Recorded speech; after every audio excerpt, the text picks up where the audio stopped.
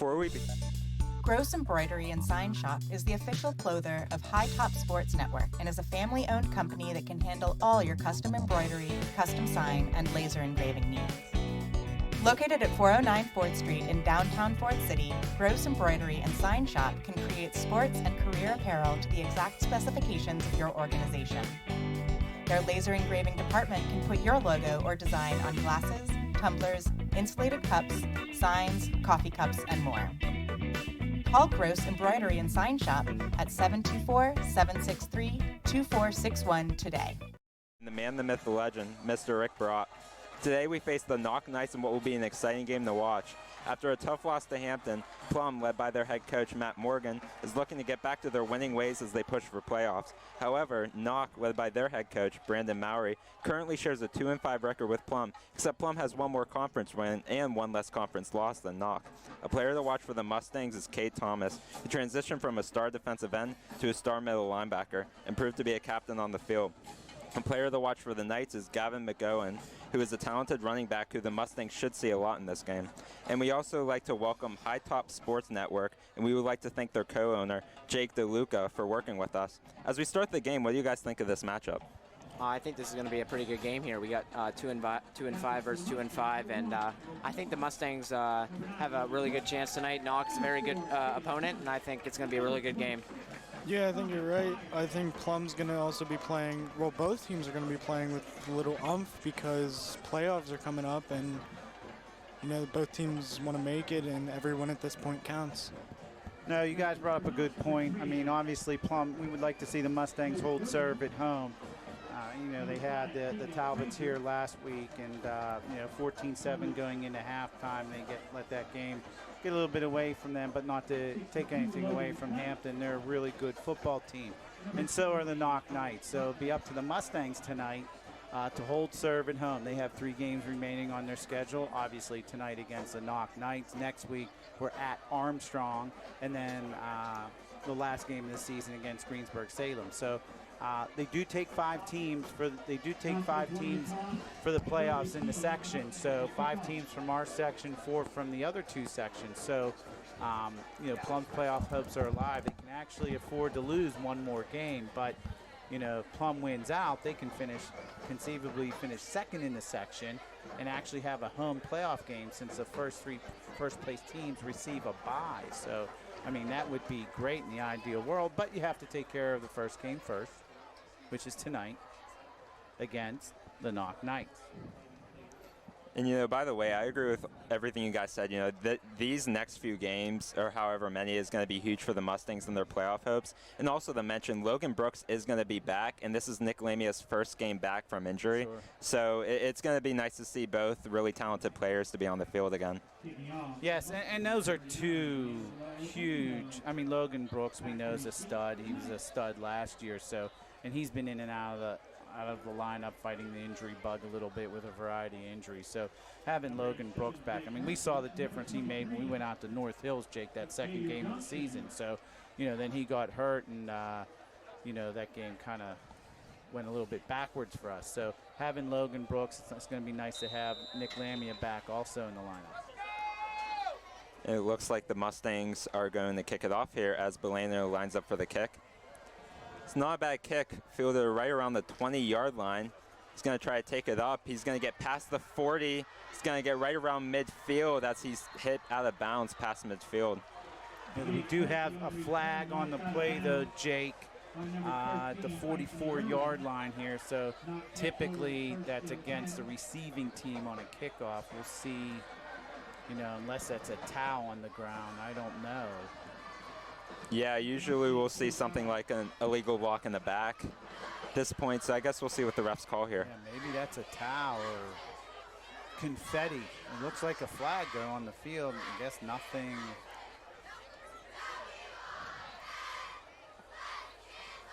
Yeah, it doesn't appear to be a flag. No one's really. No one's moving or anything. Yeah. So, I mean, great kickoff return by the Knights.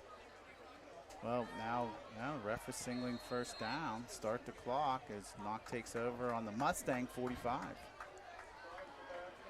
It looks like number 14, Cody Mullen, lines up for quarterback. He takes the snap. He's going to give it to the running back, who's going to get a few yards, around 5 to 6 yards there on the play. A good first play by the Knoch Knights, who figure, you know, Hampton had some success running the ball last week. A lot of teams have had success running the ball against the Mustangs, so they're going to test that Mustang defensive line and linebacking core. And that was a gain of close to 6, Jake. So second and 4. Yeah, and that was Shandon Walsh on the stop, and I believe it was Keegan Frazier on the carry, so that's someone we might be seeing this game. 2 wingbacks for the Knights. He's going to give it to him again, who he's going to get the first down, I believe. Very close call. Brought down by number 5, Darren Nelson. So I'm watching Matt Morgan here on the sidelines. You know, he was on the 30s, pacing back now to almost the 40. Doesn't seem overly concerned. 2 run plays, 10 yards for the Knights. So we'll see if Plum tightens it up a little here on defense as the Knights come out in that double wing formation, 1 running back. We've been seeing that a lot this season for opponents the Mustangs have faced. And he's going to take the snap, give it off to Frazier again, who's going to fight for some yards. He's going to get around 4 on the play, second down. Still a good gain, though, for the Knights. I mean, you'd like to see him, obviously you'd like to see him play behind the chains, but to see the Mustangs, see them gain 4 yards, you know, 2nd and 6, I think you'll take that on most circumstances. So. You know, I don't know about you guys, but I think this is definitely going to be a defensive gain. Which defense is going to be able to hold the other team the most? No, that's a good point, Matt. And I mean, it was a defensive struggle for the first half last week, and then until Hampton opened it up a little bit.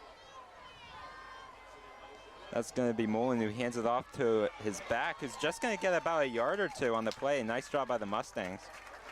Appeared to be number 4, Caden Thomas, on the tackle. Yeah, Caden read that really well, Justino, and that was a gain of 2. So 3rd and 4. Now this is always this tricky in high school, the tricky yardage here. Maybe a little too long for a field goal. Would not be surprised if the Knights ran the ball, because they might be looking at 4-down territory here. So they don't have to like pass on this play. So we'll see what they do. Yeah, you know, in a high school setting, a lot of times it's going to be a 4th down territory. So he's going to get the snap. He's going to hand it off to his running back. And I think the Mustangs held them. I believe that is going to be a 4th down. Yeah, 4th and 1, Jake, at the 26-yard line, maybe 26 and a half. It's a big hit by number 1, Eric Moore. Yeah, Eric Moore with the tackle there, Matt. Stuck him, spun him. So, and it does look like 4-down territory for the Knights, as we suspected. Yeah, I wouldn't be surprised here if we see a run up the middle for Knoch. They've been doing it for the majority of this game. And good ball possession drive also by the Knights as the clock's winding down, 8:25. Held the ball for just over 3.5 minutes. Got to be a run, right, guys? Oh, he's going to hand it off, and they may have stopped him. It's very close. I don't think, Jake, he definitely does not have the first down. Yeah. He's short of the 25, no doubt. Yeah, that was a nice job by the Mustangs. They're kind of in uncomfortable territory, but they did a really nice job adjusting. They were able to get that 4th down stop. Now the offense is going to be back on the field. I think that bad snap had a lot. That extra split second, I think that bad snap, he bobbled it on the ground, had to lift up, gave time for the defenders for the Mustangs to penetrate. So, as Matt said, he expects a defensive struggle. So now it's the Mustangs' turn here with 8:13 left to go in the first quarter. See what they come out and do. 6 guys on the line for Knoch here, huh? And then they're going to give it to Eric Moore, who finds a hole and much more. He's past the 40, past midfield. He's past the other 40. And it looks like he's going to be in the end zone without even being touched. What a run by Eric Moore. First play of the game for the Mustangs.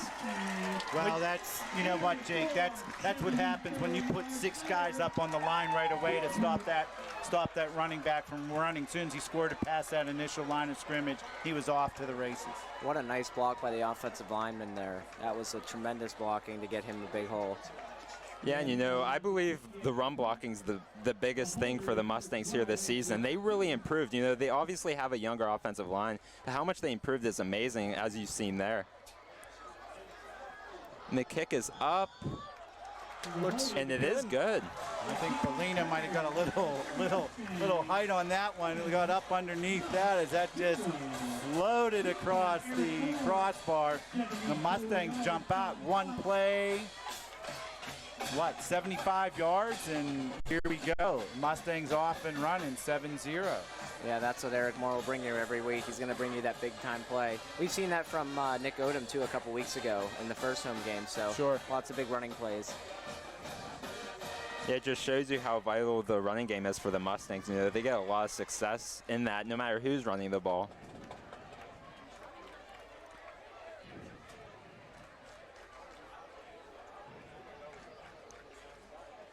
So it looks like the receiving team is coming out for the Knights here. Yeah, I think if you're the Mustangs, you want to do a better job here on this kickoff return. Last time he almost broke away on the first one, so you want to make sure you wrap him up. No, you're right, Justine, and this has been an Achilles heel here. That's Jake Chapla, who was a kicker here, and we've talked about him before in our broadcast. Jake's in charge of the special teams, and so Jake's has had his work cut out for him because they've had some special team gaffes at the start of the season for the first couple games. So he obviously wants to, and the Mustangs need to tighten things up on special teams. I'm sorry, Jay. I was going to say, we can't see it on camera, but the upbacks, the receivers, are on the 18-yard lines, and they're not expecting it to go far. And Belina does exceed their expectations as he caught on his back foot. Not going to get much, just a little bit better than a touchback. So nice job by the Mustangs kickoff team. Yeah, now it'll be interesting. I still think the Knights will run the ball. They don't have to pass, but you are down 7-0. Like if it gets to be 14-0, you can't take 6, 7, 8-minute drives to try to score a touchdown. So the Knights definitely have to get a couple first downs and move the ball up the midfield and at least pin the Mustangs deep if they don't score. They cannot afford to go 3 plays and out. Yeah, they usually have a lot of guys in motion, so I wouldn't be surprised to see a run here. He's going to snap the ball. He's going to give it to his back, who's only going to get a few yards. Another nice job by the Mustangs run defense. And that was Frazier on the carry there. Tackled by Darian Nelson there, number 5, the freshman standout. Yeah, it's already, his second or third tackle, I believe. So he's already been all over the field on defense. Yes, he has.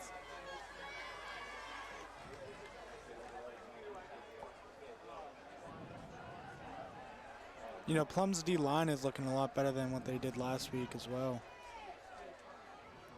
Takes the snap. He's going to keep it himself, looking to throw, and it's going to be incomplete. Nice job by the Mustangs pressure there.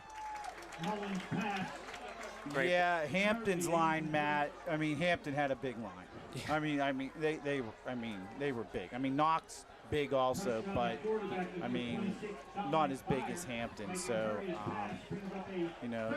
don't want to bite off too much here, but the Mustangs, last couple run plays by the Knights haven't got too much rush yards. It's 3rd and 7 now, so not 4-down territory. I'd be stunned if this is a run. Looks like they only have 1 man on the backfield. And he is going to throw the ball here. He's looking to go deep, and he will go deep. It's up for grabs here. And did he catch it?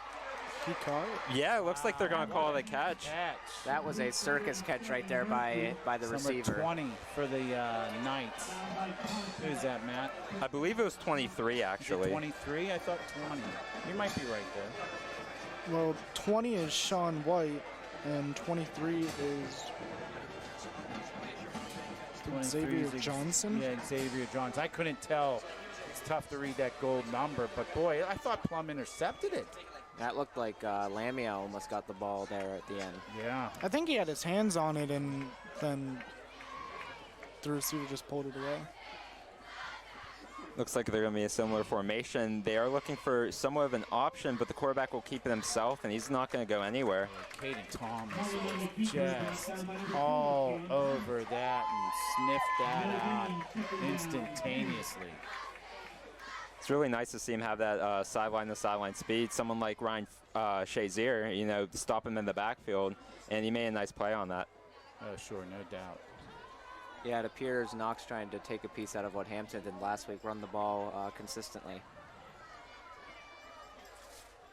And, you know, that's not uncommon to see in high school. You usually see them run the ball a lot, and I'm not surprised they're doing this here.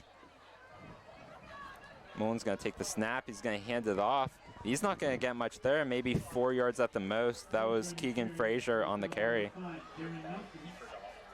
Yeah, Frazier seems to be their feature back here, Jake. I think he's going to be the guy, the 6'2 senior. Looks to be the main back here for the Knoch Knights. You know, if I'm not mistaken, their quarterback is a freshman. Is he? Yeah, he is. So he's a young knight. I thought that was funny, Jake. It was hilarious, Mr. Brott. Justin, you get that? He's a young knight. Okay. Well, you guys are a tough crowd. Looks like they only have one man in the backfield here. Man in motion. And they are going to hand it off. He's not going to get much. I believe that will be a 4th and short. Yeah, a little misdirection there again, Jake. 23, who was Xavier Johnson, motioned to the left. They ran it to the right. Again, I think we're obviously in 4-down territory here. And, I mean, watching the freshman quarterback throw, I mean, obviously it was a little bit of a lollipop there to describe that long pass. Don't know how Plum didn't pick that off. So, I mean, it's going to be a short passing game for the Knights. So, I'm expecting some sort of misdirection run. Don't know if they'll actually throw. Looks like they might give it to number 5 again, their big, tall running back. Yeah, he is in the backfield here. And they are going to hand it off to him. He's going to try to find a hole. I don't know if he got there. I think we stopped him. It's going to be right on the line. This is where John Madden would famously say, if the ref marks it on his right foot, I think first down, and he did. If he marks it on his left, no, they're going to have to bring out the chains. Yeah, it is going to be a turnover. Wow. You can see, you know what? If Shane can tilt up and get the yard marker, that yard marker is just past the 25. And look, you can see where the ref has the ball. Like, the ball's not crossing the 25, and the yard marker was just beyond the 25. So Mustangs hold 2 straight series, and they'll take over. And I'm curious how Knoch will come out now, you know, if they try to jam the line and stop the run. I think they'll back off on this drive after watching what happened last time. I don't think they can afford. No doubt about it. No doubt about it. Yeah, and the Mustangs also have talented receivers, so you can't rule them out. So it's going to be tough for Knoch here. That's 7 in the box, though. He's going to take the snap. It's going to be a draw to Eric Moore. He's going to try to find some space, and he has the first down and more. He's going off for another big run here. He's going to be stopped at the 35. Another big run for Eric Moore. No, and I got to give credit to Samo Pitts on that pancake right there. Yeah, he made a good block, Matt. And, I mean, that was a solid run. Another 40-yard run. I mean, if you had Eric Moore in your fantasy lineup tonight, 105 yards on 2 carries, you're looking real good, right, guys? Yeah, absolutely. Looking really good so far. It looks like they're going to put Odom in, and rightfully so. Eric Moore does need his rest after those 2 long rushes there. He's going to take the snap. They are going to give it to Odom, who's going to try to find some space as well. He breaks a tackle, gets a nice 4 to 5 yards on the run there. Yes, he got up to at least the 30-yard line. So a good gain of 4 or 5. So the scoreboard saying 2nd and 5. You can see the clock running at the bottom of the screen with our sports stripe. 3:15 left to go in the first quarter. Mustangs up 7-0. Heavy dosage of the run so far in this game, guys. I mean, the clock's been churning really fast. And that's what happened to you guys last week against Hampton. So Oh, Eric going in motion. It's going to be Franzo by himself. They're going to give it to Moore, who finds some space, and he's going to get the first down. And Moore past the 10, and he's going to get tackled inside the 10-yard line. Another great play by the Mustangs. That was a touchdown-saving tackle there.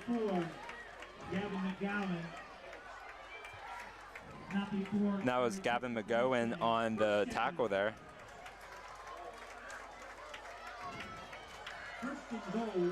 It will be 1st and goal, so the Mustangs can pretty much run whatever they want here. Yes, and when you're at the 5-yard line, not that you want to throw away any plays, but you know, you don't have to pass the ball in the first play. You can run, you can do whatever you want. And it looks like they're going to give it to Odom, who's going to try to find some space, and he's fighting for some more yards, and he's going to get taken down right around the 1-yard line maybe. Yeah, I think the 1, maybe 1.5, Jake. So 2nd and goal to go. Eric Moore's coming back in. Odom stays on. And with both of them in, I believe they're going to try to run the ball at least one more time. You know, you don't put your 2 running backs in there if you're not looking for some kind of running. Yeah, they're going to put all of them up front here, all the offensive linemen. And they are going to hand it off to Odom, I believe. Eric's trying to push him in. They did mark the ball to 2. I think he's right at the 1-inch line. It's probably 3rd and a half or quarter yard to get in the end zone. And I mean, I would assume this is 4-down territory also for the Mustangs. We know the Mustangs have a real good kicking game, but I can't see the Mustangs not going for it with the success they've had on the ground if they don't make it here. And they also have a great front 7, so even if they somehow don't get this, they have options for a safety.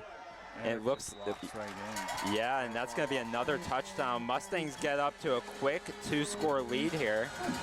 And that was number 1, Eric Moore on the touchdown. That's 2 touchdowns already for him after the still 1:15 left in the first quarter.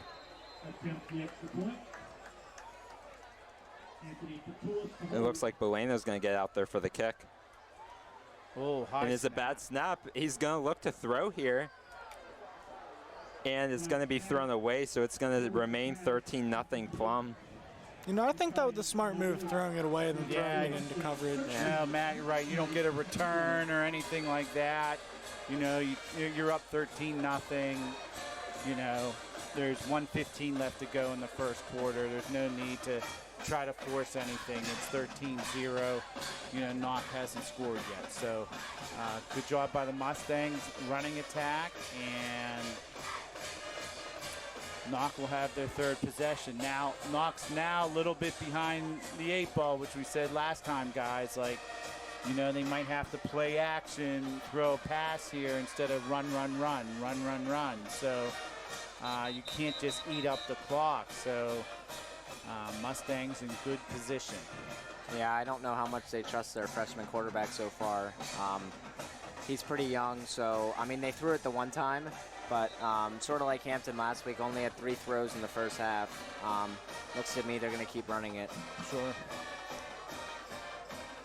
Yeah, you know, I wouldn't be shocked. You know, if you're the Mustangs and the running game hasn't gone yet, you wouldn't really stop because you have so much talent there. So I believe if Knoch believes that they have so much talent there as well, they're just not going to stop.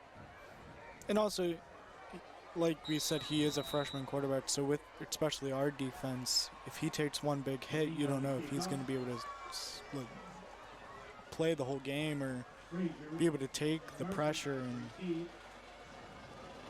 And it's going to be a squib kick by Boleno. It's going to be fielded right around the 30. Going to get stopped before he reaches the 40. So nice job on the Mustangs getting there quick. Yes, I think they wanted to scrib that straight down. Didn't have that opportunity right at the Knoch Knights up back. And so a good field position for the Knights is what they wanted. They're already up at their own 44, almost at midfield here. Be interesting to see what their play calls now are, guys. I think they might try and run out the clock, running the ball to finish the first quarter, and then start throwing the ball, because they do have a minute left in the first quarter, and I don't think they're going to try and push the ball downfield yet. I think they're going to push it, Justino. I think they're going to push. They got to move the ball. They can't. They get down 3 scores. It's a long road to hoe here. And they are going to give it to the running back again. That's Frazier. He finds some space on the side. It looks like he did get the first down. There is a flag on the play, though. Yeah, that's definitely a flag, right? I'm not seeing a gold rag or anything. No, you're all good. That was a flag, and Okay, let's see if it's holding here. Yeah, that came from way down in the secondary, so you would assume if it's a not hands to the face, that's an offensive penalty, and Knox kind of moving backwards here. And it will be holding on the offense, so that is going to bring them back, so it will be a 1st and long. Yeah, well, actually not, Jake, because it's going to be from the spot of the foul, so that you can see they moved it to the 40. I mean, we'll take it. It was a 1st down, so that penalty had to occur at the 50, so looks like it'll be 1st and scoreboard says 9. That's incorrect. It's 1st and maybe Might be from 1st and 40. 9. Yeah, it is 1st and 9 because they have to. The Knights have to get to the 49, and they moved it back to the 40. So don't see that too often. 1st and 9. Looks like they'll have a similar formation here. They will get the snap. They are going to give it to their tailback, who's going to get around 5-6 yards there on the play.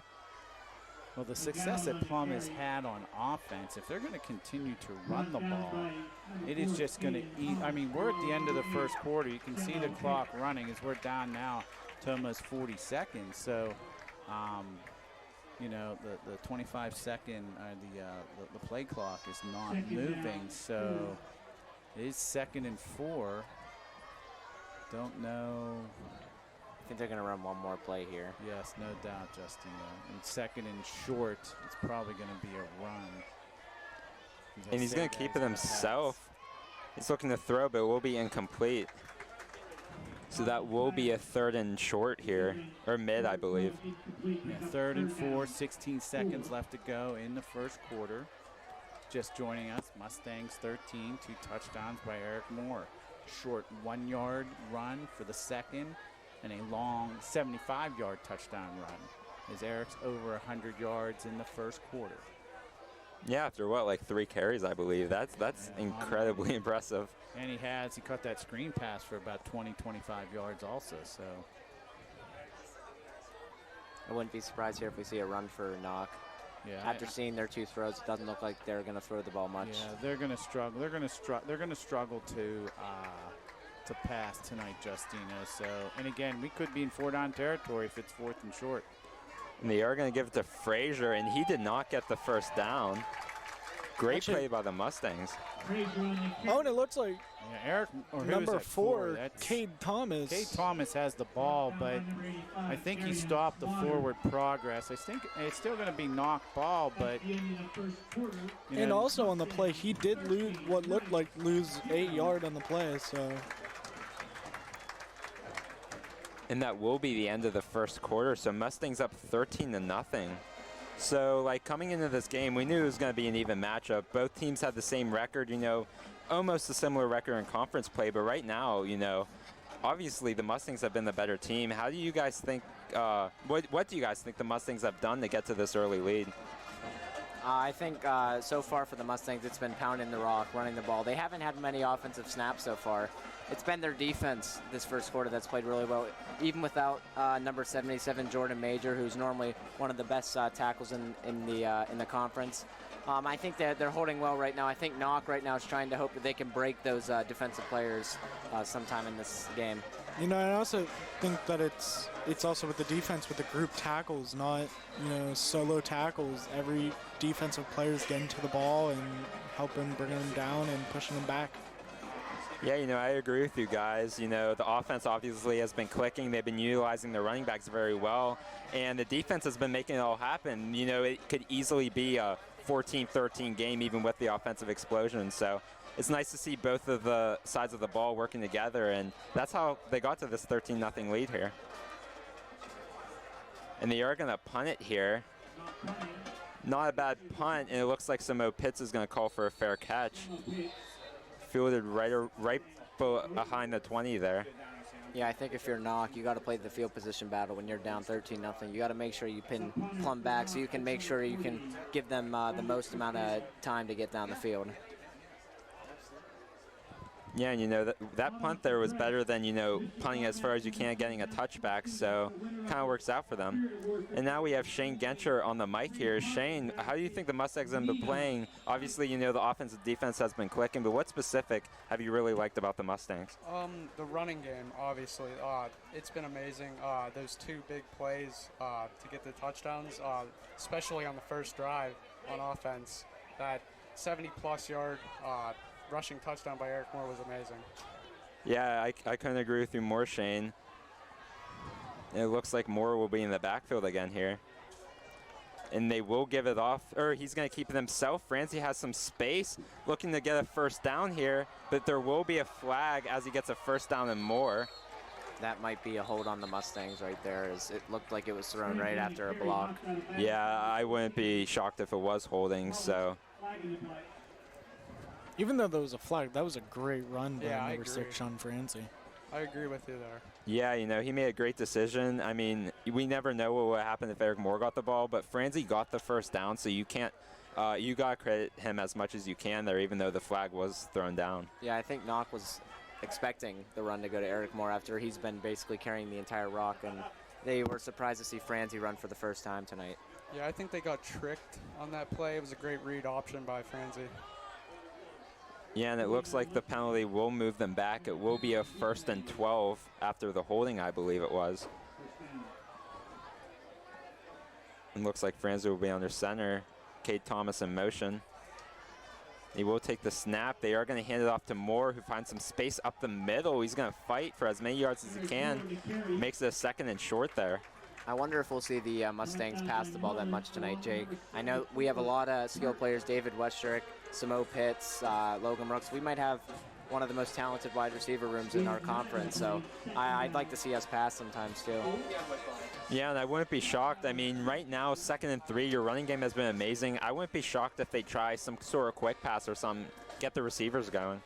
Or even just a jet sweep and get an outside run by one of the receivers. Yeah, I'd like to see also Darian Nelson, one of my impact players last week. I think he needs to get more involved. And looks like they are going to hand it off. And he's going to get some space. That's Darian Nelson on the carry. So he will get the first down and much more. I like how we're utilizing the running game right now. We're using a lot of guys in it. We're not just being predictable. We're using Eric Moore, Darian Nelson, even Francie in the running game. Yeah, as seen on the last snap, Shane, you saw Cade Thomas in there blocking the defensive players. So a lot of defensive guys too on the offense. And we're showing different motions so they don't know what's coming at them. And yeah, I agree. And defensive players are going to have a great sense of the opposing defense while they're on offense, so it's kind of nice to see there. And it looks like they are going to hand it off to Moore again, who finds some space up the middle. He gets a first down, and he's still going. He's going to get past the 35, trying to make a man miss. And he's still not down. He goes out of bounds past the 30. Another amazing run by Eric Moore. Eric Moore has been Mr. Highlight Reel all night tonight. Through only less than 15 minutes into this game, he might already have over 150 rushing yards, Jake. Eric Moore is just one of those running backs that every time he touches the ball, he just leaves you speechless. Yeah, it kind of reminds you of someone like Christian McCaffrey while he was in Stanford. That's all they did, give him the ball, and obviously it worked. They were nationally ranked while he was there, so, if the Mustangs can keep doing this well, I wouldn't be shocked if you see Eric Moore a lot more this game. Yeah, and I think Knoch really doesn't have an answer right now for Eric Moore. They can't stop him. He keeps getting a big run on every play. And it is going to be a draw to Odom. He's going to get a good 6 yards, I believe, there on the carry. Yeah, for as good as Eric Moore's been. Nick Odom, too, even when Eric Moore was out hurt for a couple weeks. Nick Odom has been doing really well. Yeah, I agree. At one point he was leading the team in rushing yards. I don't know if he still does, but he was for a little bit. So it shows you how talented he is even as a freshman. So it will be 2nd and 3rd. Odom stays on the field. Looks like they have 4 men out.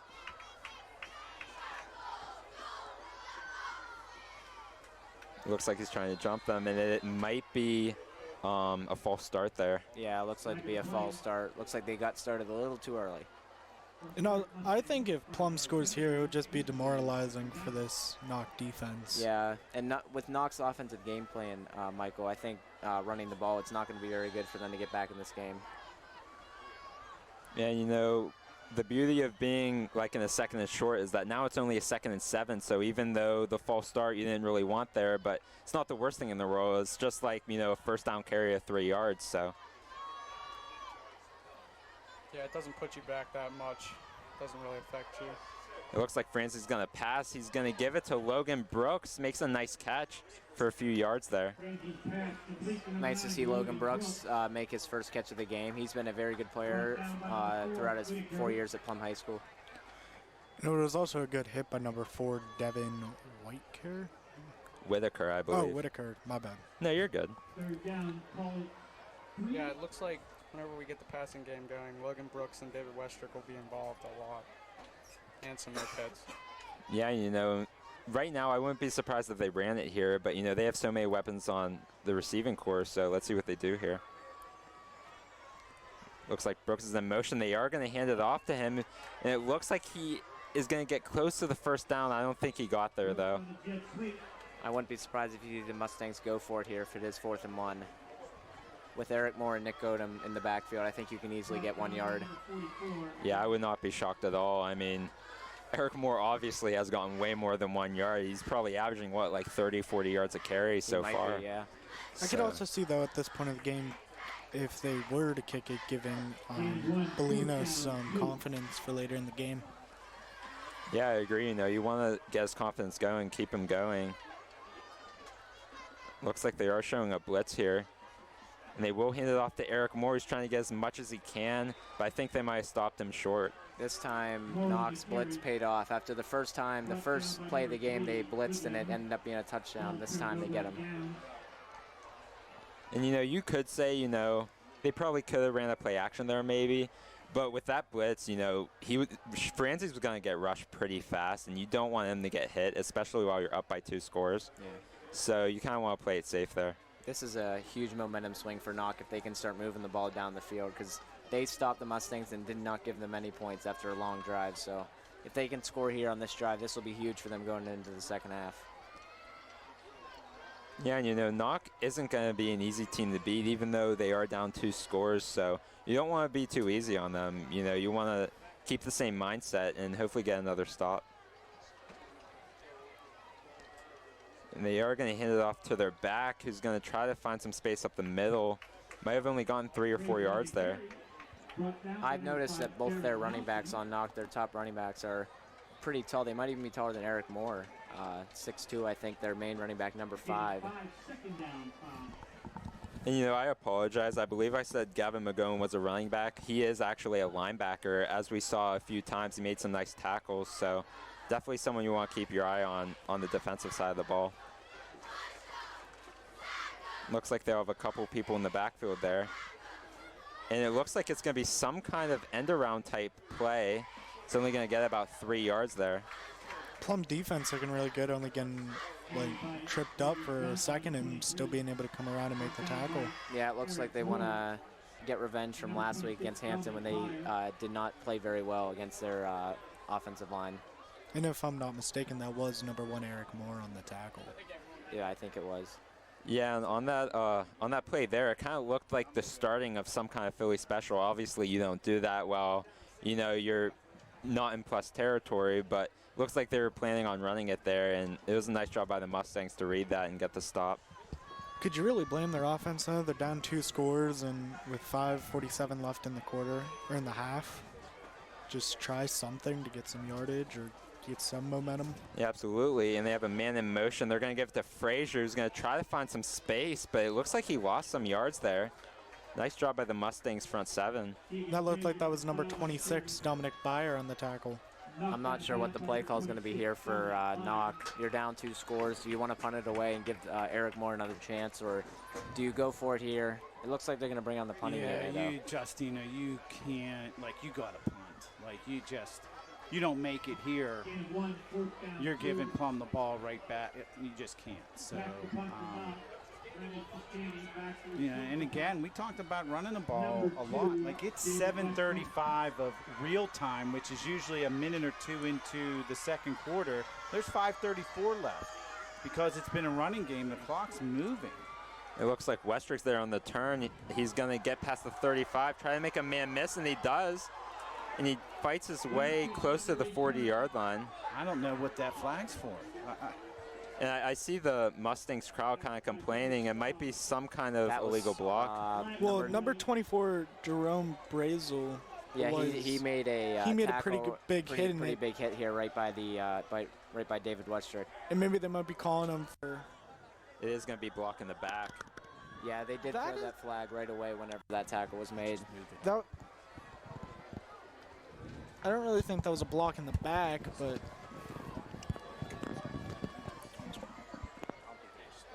I think the vicious nature of that hit was the reason for the call. It looked like after the hit, he sort of just stood up and looked at him, sort of in a mean way. So I think they're going to call him for that. But hey, it was a good hit, and give credit to number 24. All right, it looks like Eric Moore will be in the backfield. They have Byer there as well, so it looks like they're giving him some more protection. And they are going to hand it off to Eric Moore, who finds a lane, and he's around the first down yard line. I believe he might have got there. And they are going to call it a first down. And that was number 44, Gavin McGrone, on the tackle. He seems to be all over the field tonight for Knoch. He seems to be Arcaden Thomas, tackling everywhere. Not very ironic that his numbers are 4 and 4, and Caden Thomas is number 4. So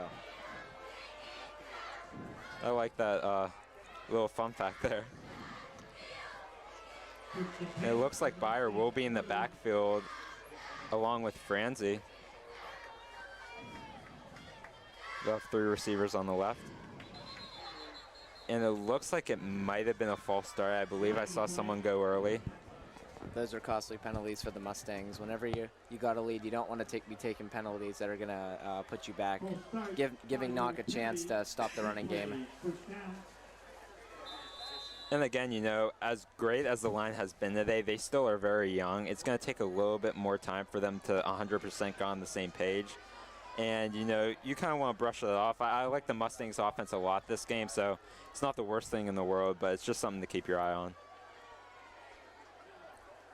It looks like they will show a little bit of a blitz here. And he is going to throw it to Nelson, who makes the catch and much more. And I believe he did get the first down. Yes, he did. Yeah, nice job fighting for extra yards by Nelson there. Darian Nelson is a freakish athlete. He just showed it there. He is, as a freshman, he's already 6'1", which is scary good for whenever he becomes older. He could be even better, even taller. He can be using the slot, a wide receiver out wide. On defense, he's a very multitask player. You know, Plum's offense definitely has the speed aspect, and that's what they've been doing to just...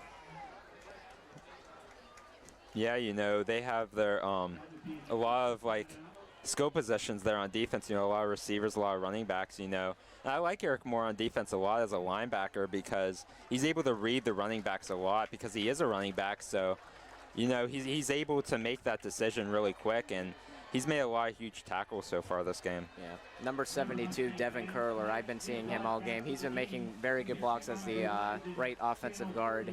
You've been seeing Eric Moore get right behind him every play, so I want to shout at him. He's been having a great game. Yeah, you know, it's nice to see some offensive linemen getting some love. You know, they don't have really any stats. I don't know if they still keep track of pancakes and everything, but yeah, you know, it's really nice to see him get some love, and obviously he's been doing amazing so far. It looks like Byer will be in the backfield again. Yeah, I'm not sure how much they're going to throw the ball here, Jake, but you might see one here. Yeah, usually he's their back whenever they throw the ball, so. And he is going to throw it here. He's going to look deep, and he has Logan Brooks. And he was open, but it was a tough throw to make there, as it will be incomplete. That was a nice play right there. Just overshot him just a bit. Threw it a little too deep for Logan Brooks there. Yeah, and I know a lot of people are would like to say, oh, he's open, you gotta connect. That is such a tough throw to make. It has to be perfect, and not every quarterback you see is like some top Division I recruit. It's gonna be tough to make those throws. So it was nice for Francie to make that good decision, and hopefully he can connect again in the next play here. Yeah, it looks like that was just a split second too early through that ball. If it's just a split second later, you see a bigger, different result there. Looks like they'll have two guys in the backfield here, Moore and Odom. Or I believe Nelson is there, my bad, as he's in motion. And they are going to give it to Moore, and he fights for extra yards. What a play by Eric Moore. He's past the 20. He's going to get in the end zone. That might have been the greatest run I've ever seen Eric Moore go there, as he broke, 3 tackles there. Eric Moore's turning into a superhuman tonight right in front of our eyes, ladies and gentlemen. That was one of the craziest runs you'll ever see. He was in the backfield. 2-yard loss right away, and he escaped that for a touchdown. This is going to be game for Eric Moore for the books. If you would have him on your fantasy team, you would be really happy tonight. Yeah, I already accepted defeat there. I was like, and it's going to be a 2-yard loss, but he just broke that off, made an amazing play. Bellino on the kick, and it is going to be no good. Hit right off the even though that was a miss there. Great way to catch the ball by number 12, TJ Fatulis, a freshman quarterback. That looked like a really high snap there for the quarterback, and he made it a manageable kick there. Yeah, and we've seen that a lot lately, not the best long snaps there, so hopefully they can get on the same page, because I feel all year it's been amazing. So, hopefully they can get on the right track, and I wouldn't be shocked if we see those kicks get in a little bit more. Yeah, that's something the Mustangs could work on, but they've been getting better in that, and I think right now when you're watching Eric Moore, there's nothing you can not like about him. He's probably the best player on this field. There's a brief second where I went to go like that, and I was like, no, can't do that. Potentially maybe the best running back in the state. He is one of the top running backs in the state, Eric Moore is. He is, even though his stats may not look promising through the first 7 games, he is really turning that around this game. Well, yeah, as you said it, he is turning around. I just got the word from Mr. Barat. He has 214 yards already. That's pretty insane there in one half. That's good to get in like 2 or 3 games, but coming into this game, he had 499 rushing yards. 214 is almost half of what he's had all season in this game alone. That also must mean that the line's doing really, really good. Yeah, and they have. I haven't seen many negative yard gains here, as Bellino kicks it off here. He's going to return it past the 15. He's going to get past the 30, and he will be stopped down. That was Xavier Johnson on the return. There wasn't a flag on that. It looks like one of the Knoch players, number 13, was getting really aggressive with 26 Don Byer. Yeah, I did see that there. I mean, they got it back up fine. They didn't really have any more confrontations, so I don't know if he just wanted to make that block there. Like he was laying on top of him, but. So if you're Knoch right here, I think at this point, there's no reason not to throw the ball every single time.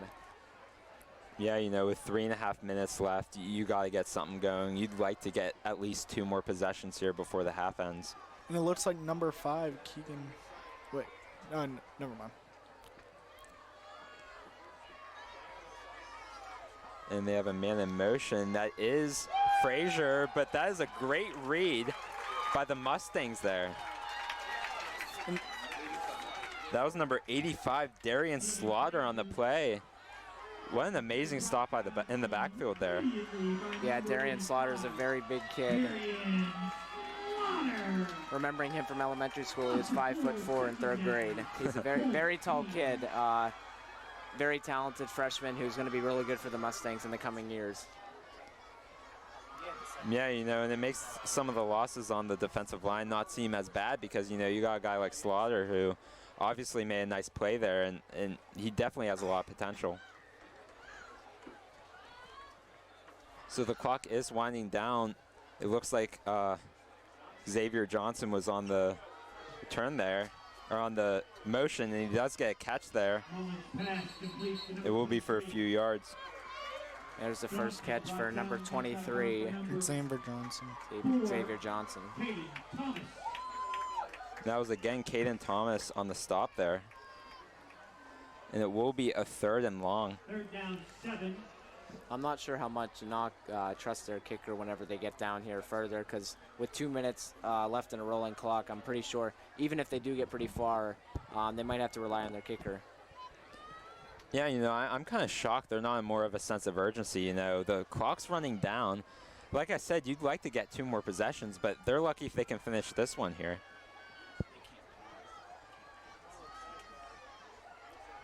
They have a man in motion. It is going to be a botched snap there. And he's looking to throw the ball, and he's going to throw it away. That was a great play by number 14, the freshman quarterback, picking up the ball and almost connecting with the receiver down there. Number 4. It was just short. That throw. Yeah. You know, maybe Knox plan to just, you know what, end this half, go to the locker room, and come out next half stronger than before. And yeah, I think that's going to be their plan there, Mike. I mean, they've struggled really much. I think they got to reset in the locker room because Eric Moore has just been, as we mentioned earlier, 200-plus rushing yards in less than 1 half. Looks like they will punt the ball here as the punt is underway. And it looks like that's Brooks on the return, and he is going to return it. Makes a couple men miss. Nice play by Brooks, and he's going to try to find some more space. And he has some space there. Nice return around the 45. Great return there by Logan Brooks. you know, and it's still only the first half, but you could arguably say that this has been the Mustangs' best game so far this season. I would like to say Knoch may have struggled this half, but their punter has looked really well in the field position battle. He looks to be one of their best players on the field. Very, very good kick. Yeah, and I agree with Matt. This could possibly be Plum's best performance. I mean, we're tearing up their defense with our running game. Multiple plays, multiple running plays, over 40, 50, 60 yards. Yeah, also looks like Knoch's game plan has sort of been thrown out the window with the run game. They have not been able to get that going. Yeah, and against Mars, you know, their defense pretty much won them the game here, even though the offense did well, but now both sides are clicking here. It looks like they are going to hand it off to Moore, who's going to spin move. Only get a couple there. Moore on the carry. And it looks like he's down. Landed weirdly. It looks like Matthew Carney there on the tackle. Yeah, and he is down, so they're going to get the crew to see what's wrong. You know, this is definitely a critical injury for the Mustangs offense. Yeah, it looked like he landed weirdly whenever he was getting tackled.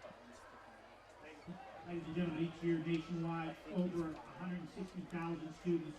Yeah, and it looks like they're seeing if they are going to be able to get him up here. This is really tough to see here at this point in the game. After 200-plus rushing yards in the first half so far, this is really hard to see. Yeah, let's hope it's just a minor injury and he can just come back out strong in the second half. Yeah, and you know, I believe that was his shortest run other than that touchdown there. So, you know, obviously Eric Morris has been having a great game. Yeah, that's pretty impressive that is his shortest yard, even if and it was like a 5-yard rush, and that's his shortest yard. That's pretty impressive. And, you know, I wouldn't be shocked if he doesn't even have 10 carries yet this game, and he already has, what, 200-plus yards. Yeah, that's crazy. You know, and you just hate to see injuries for any player on any team, no matter what, you know, side you're rooting for. They were able to get him up, so that's some good news. Does look like he needs assistance, though, getting over, so we'll see what happens here. And, you know, as much as we'd love to see Eric Moore this whole game, if the Mustangs keep control and they're able to get to a 4-possession lead, I wouldn't be shocked if they just kept him on the sideline, play it safe. You know, you don't want to get a further injury. Yeah, I agree with you on that, Jake. We still have Odom, we still have Nelson, we still have a lot of people that are involved in this running game that can get a lot of carries and a lot of plays done. It looks like Byers in the backfield, so they might look to throw here. And they are. He's looking to go deep, and he's trying to step up, but he will get sacked. And that will be a 3rd and long. So let's see what the Mustangs do here, if they're just going to run the clock or still try to go for some big plays. I wouldn't be surprised here if we see a timeout by Knoch. They still have a chance here if they can get a big play. Yeah, this is a big play for Knoch's defense with it being 3rd and 10. Yeah, it looks like there is a timeout of some sort, and it will be on the Mustangs. So I believe that's their first timeout, if I'm not mistaken. Yeah, I think you are correct on that. So not a bad time to burn a timeout. You know, you want to kind of figure out what you want to do here. 3rd and 14. Obviously, like, we have a lot of trust in their offense. They can get a lot of big plays done, but let's see what they want to do here. You know, you are up by 3 possessions. You don't need to do anything crazy, so. Yeah, I think they're just going to play it safe here and try and run out this clock, and then probably pin him back with the punt. Yeah, and they do receive the ball in the second half, so, you know, no matter what, they should be the last and first team to get the ball, so let's see what they do here. It looks like Pitts is going to be all by himself there. Looks like they're showing blitz. Franzi is looking to throw. It's going to be a screen. Darian Nelson makes the catch, and he's going to have some space. He's going to get a first down and more. Nice play by Darian Nelson, running over a couple people. That looked like a dead play out of the backfield right there. It looked like it was to nobody, and all of a sudden Nelson pops up with the ball. That's something he can do with his height. He can really jump high, track star as well, so he knows how to get up. And it does look to be either a knee or calf injury for Eric Moore. Yeah, it does look to be that way. It looks like Franzi is going to throw, and it is going to be incomplete. A little bit of miscommunication there. Looked like he was looking for number 21, Nick Lamia there. In the play before, it didn't even look like many people were blocking. It looked like a straight blitz at Franzi, and he got rid of the ball, and it was a great play to Darian Nelson. Well, I believe it was a design screen, so all those players were going to go there regardless. But I do get what you're saying. It's nice for him to adjust because there are a lot of people there. And, you know, Nelson had to make a great catch just because of that situation. 31 seconds. I don't know if we'll see Boleno come out here to get some yards. Yeah, I don't think you have to force anything. And he is looking to throw. He's going to roll out to the left, try to get as many yards as he can. I wouldn't be shocked if they use a timeout here. There is a timeout by the Mustangs. And there is going to be a little over 22 seconds left in the first half.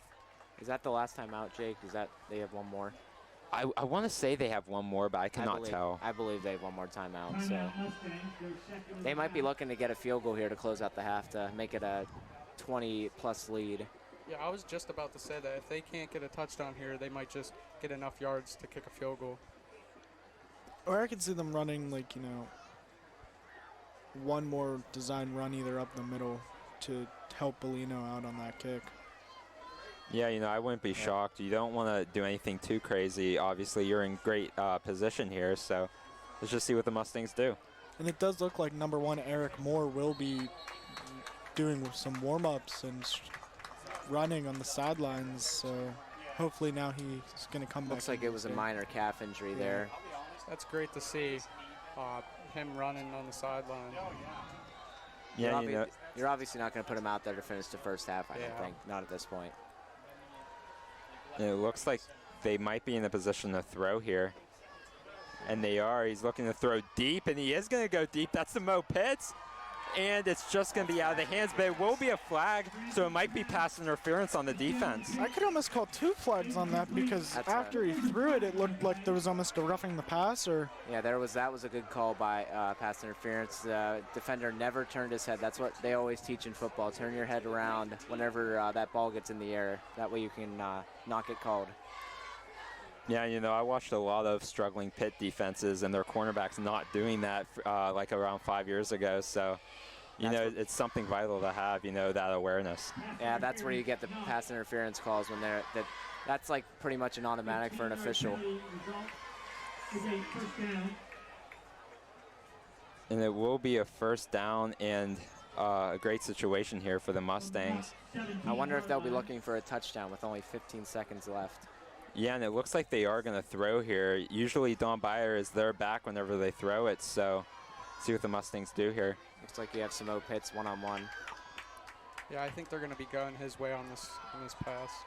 And he is looking left, but he is going to go to Pitts, and it is going to be incomplete. So you were right, Shane. They did go with Pitts, but it was incomplete. Looks like Matt Morgan wants a penalty flag there. Yeah, that could very well have been pass interference, but it looks like not to be, so it will be a 2nd and 10. Looked like some late hits there by Knoch's defense. It looks like they're going to have similar formation here. Might be some problems with the scoreboard as the ref and Coach Morgan are looking up here at the box. Yeah, and with 8 seconds left, I think we're going to be trying to go for the touchdown here, but if we can't get it, field goal, settle for the field goal. Oh, they just added 3 more seconds, so we'll see what they can do here. I think you might see one more throw before they bring on Valeno if they can't get it in. Yeah, I wouldn't be shocked. 11 seconds left. You have time for another play before you kick the ball. Looks like Knoch is calling a timeout? Yeah, it looks like Knoch's calling the timeout there. That might be their first of the half. Yeah, and why not there? Try to get your defense together because the Mustangs could easily get a touchdown before the half ends. So you want to make sure everyone's prepared for that. And I wouldn't be shocked if they have a few guys in the end zone just protecting that end zone there. Yeah, I'm a little surprised they're still putting Pitts one-on-one. It looks like they really trust their one corner out there. He's been doing a really good job so far, but I think putting Pitts one-on-one is something the Mustangs are going to look at. Especially with his height. Yeah, and very tall. I think he is the tallest person on the team. Yeah, and it's kind of crazy how someone like Eric Moore, like he has the height to be like a very talented receiver, and he's a running back, so that's even better to me. Obviously he has that height and he has the strength to be able to break the tackles that we saw. Yeah, not all running backs in today's day are very extremely tall, so you can be any height. It looks like they'll have 4 guys out here. Francie is looking to throw. He's going to go deep. To Samo Pitts. And he is going to catch it. That looks to be a touchdown. They are going to call it a touchdown. That's going to be a touchdown, Samo Pitts. I believe he got his foot down in bounds. What a great catch by Samo Pitts. One-on-one coverage exploiting the defense. Looks like number 6, Sean Franzi, is a little shaken up on the play. But that was a great throw by Franzi. That was perfect, and Pitts had the great awareness. He was able to make that catch.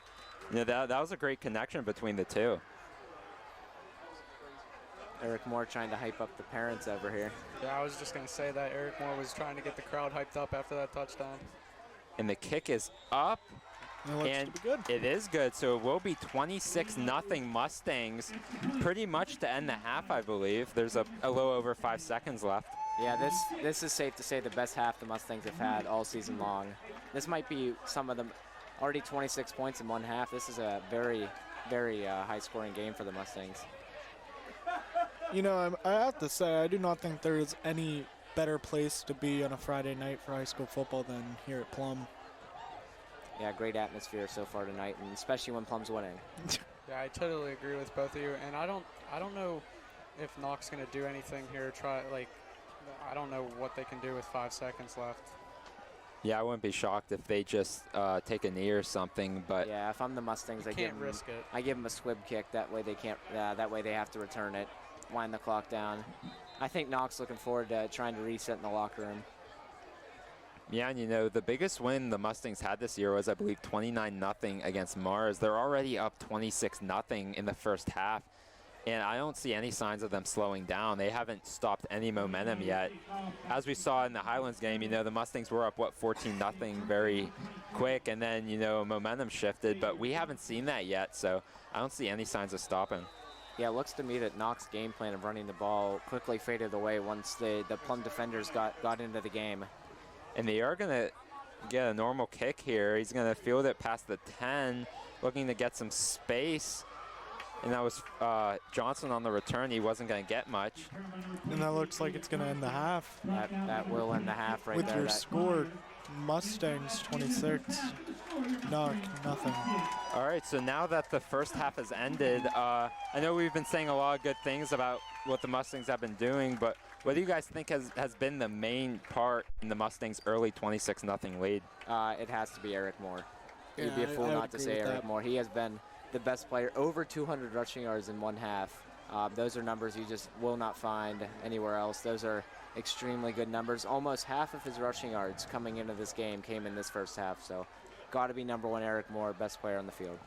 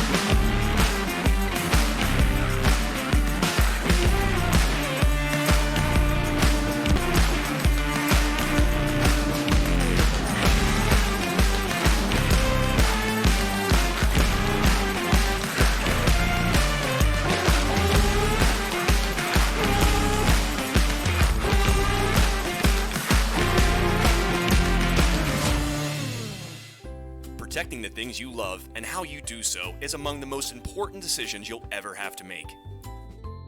TGIF Solutions can provide you with the peace of mind by supplying answers to all of your insurance needs, whether it be home, auto, business, life, or farm coverage. Contact the team at the Shellhammer Atwood Agency today in West Katanning to be sure that you, your loved ones, and the things that matter most stay safe when it matters the most. TGIF Solutions, insurance for what matters. And then I have lifting Friday afternoons.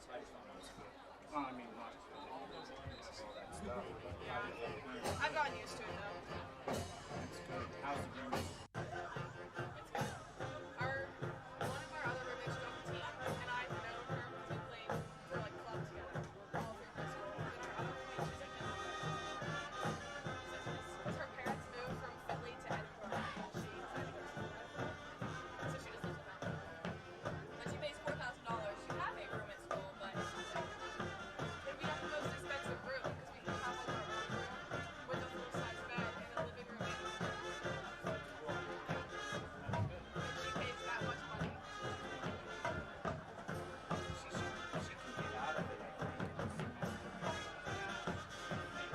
I asked her, I was like, hey, like, are you living with us? Like, if we want to find another roommate that way, like, we don't have to pay for it just in case. And she told me already, but I asked her to move out. So she said that I got her gone.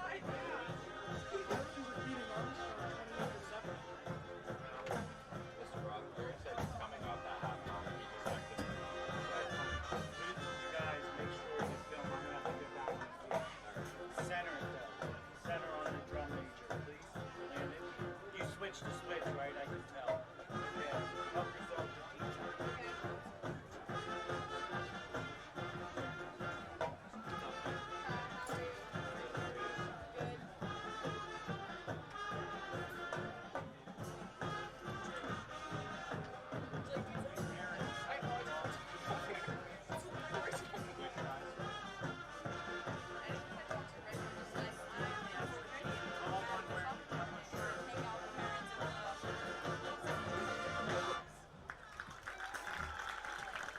Now we will feature our very stars of the student leadership of Progress Captains, Paige Clay, Trail Captains Victoria Miller, and Quartermaster Violet Higgins. Marquette Captains Mia Savannah and Emma Vanetta, with Quartermaster Riley Hunt. Major Captain Lexi Sedlak and featured flower Madison Zellman. Our squad will be flown to the 2012 Hip-Hop Pit Can't Hold Us by the dynamic duo of Macklemore and Ryan Lewis featuring Ray Dalton.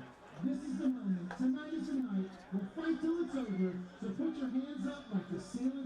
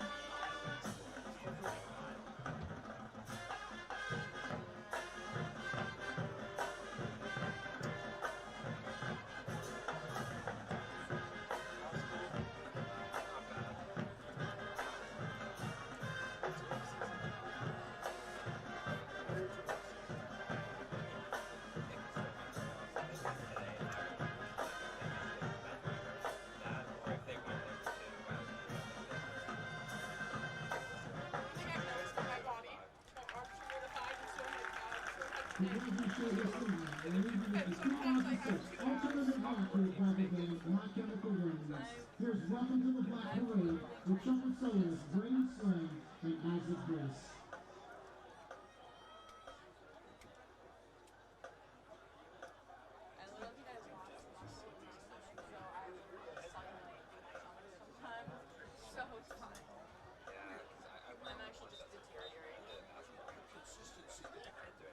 That's my shoes. The fact that I even have kneecaps left amazes me.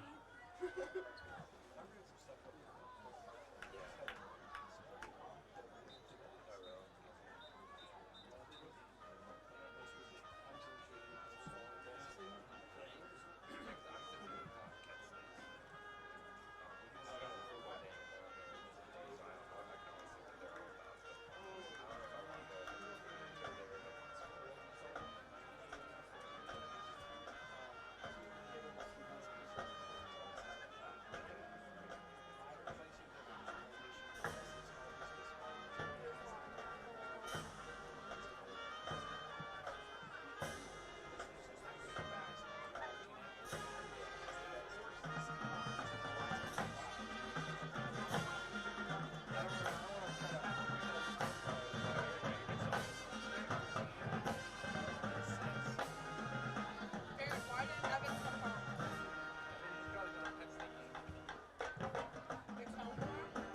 It's home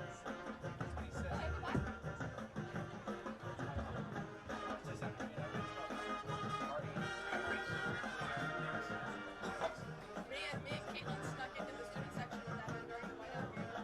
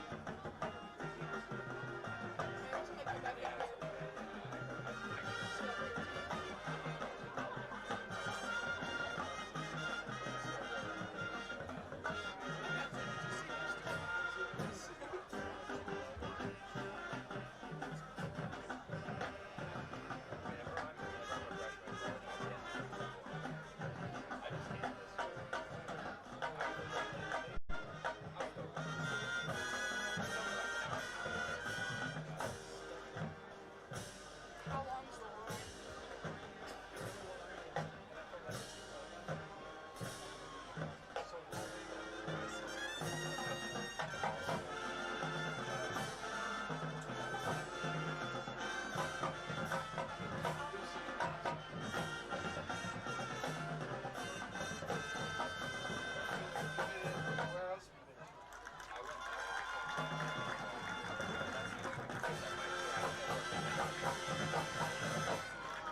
Ladies and gentlemen, the Knoch Band, looking live from Night Side.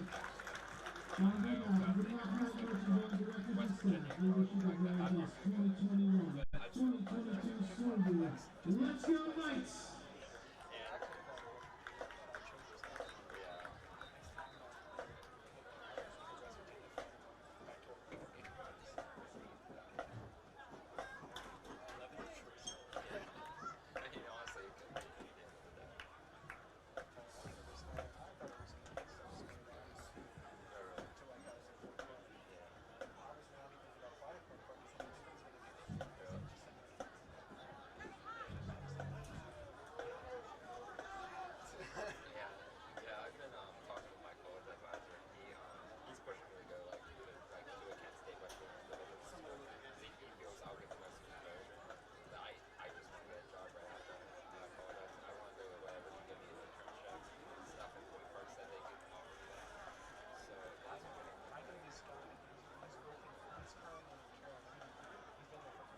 With over 40 years of experience, the fine folks at Steffi's Country Catering in Adrian can provide you with several scrumptious options for your next family gathering, corporate event, or tailgate.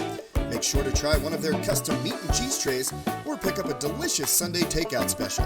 Steffi's Country Catering is a Leader Times Silver Best of winner 3 years running.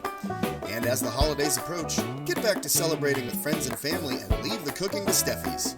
Sugar Rush Cupcakes by Tara are available by order. That's Steffi's Country Catering. Find them on Facebook.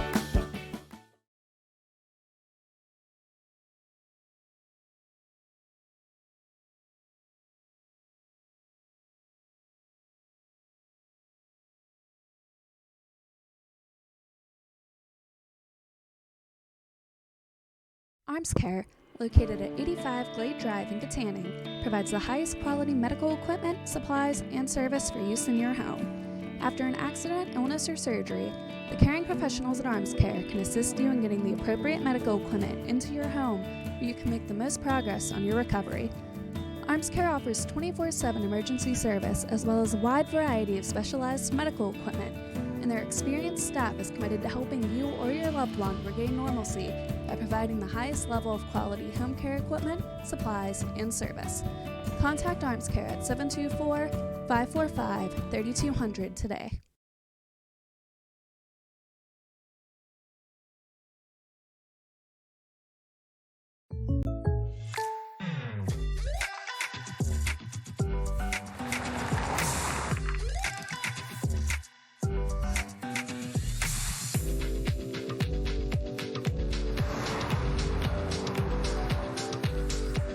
For your surprisingly great rates, contact your local State Farm agent today. If you want the real deal, call State Farm agent Ryan Bowser in Ford City today. Like a good neighbor, State Farm is there. Just finishing up a 100% outside renovation project at Katanning Store. Don't miss out. Come and see us.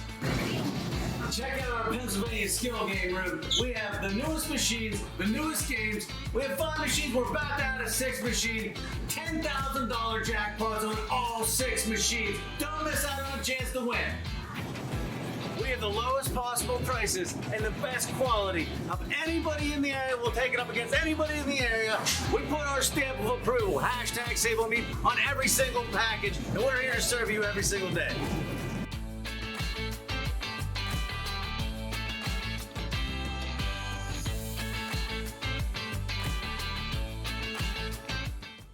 We also have chef-prepared, chef-called prepared sushi, everyday fresh, and Sushi Wednesday, $5 sushi rolls, and you can win by liking and sharing our favorite page, Sushi Madness shirt. Don't forget to check out our millions of bakery deli products that we're making fresh every day. Appreciate all the support out there.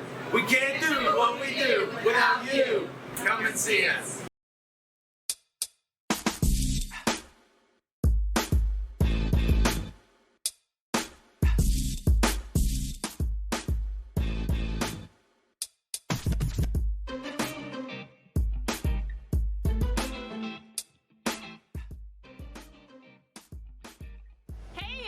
We're getting excited for the Monster Walk. We want to tell you a few things for the Monster Walk. We want to let you know that the parking lots will be closed that night. And when you come for the Monster Walk, come into the natatorium doors first. We'll show you where to line up, and then you're going to go through these doors and walk through the Nightmare Before Christmas natatorium.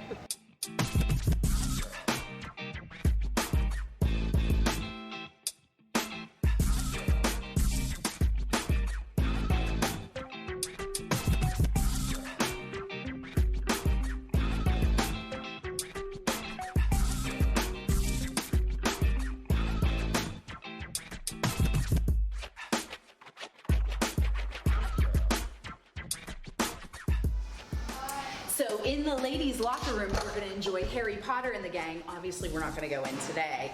But once you leave the locker room, we're going to head on over to the gym where there is going to be a creepy carnival.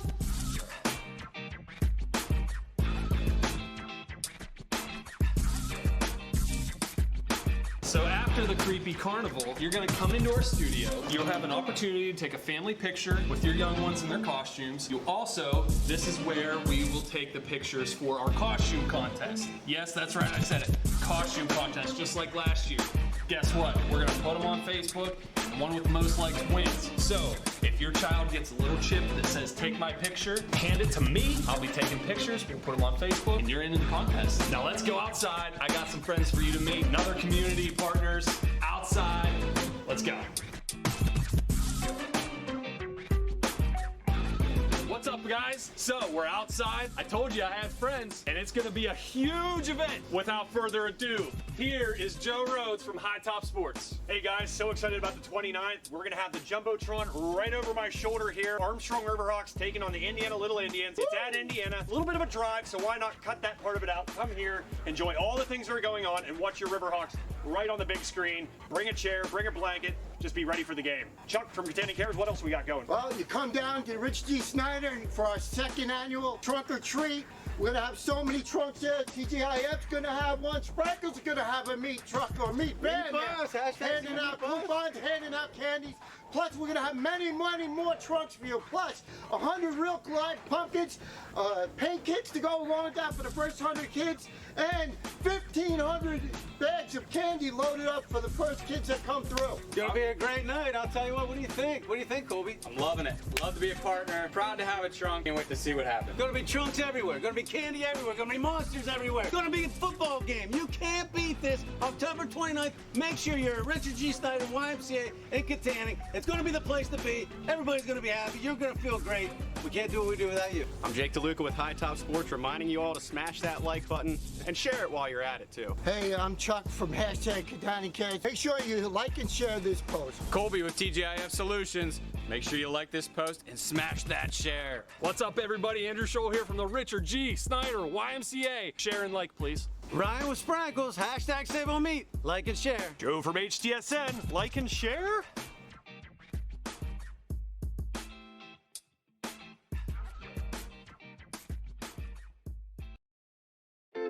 Shop and Save at Franklin Village is a family-owned, community-dedicated supermarket with a wide variety of quality food and friendly personnel to make your shopping experience easy. Stop by their award-winning butcher shop where you'll find the freshest cuts of USDA-inspected beef, pork, and poultry. Head to the bakery for the freshest bread and rolls, and don't forget to stop by the deli for an excellent selection of cold cuts, meats, cheeses, and prepared foods like their fantastic fried chicken. That's Shop and Save at Franklin Village.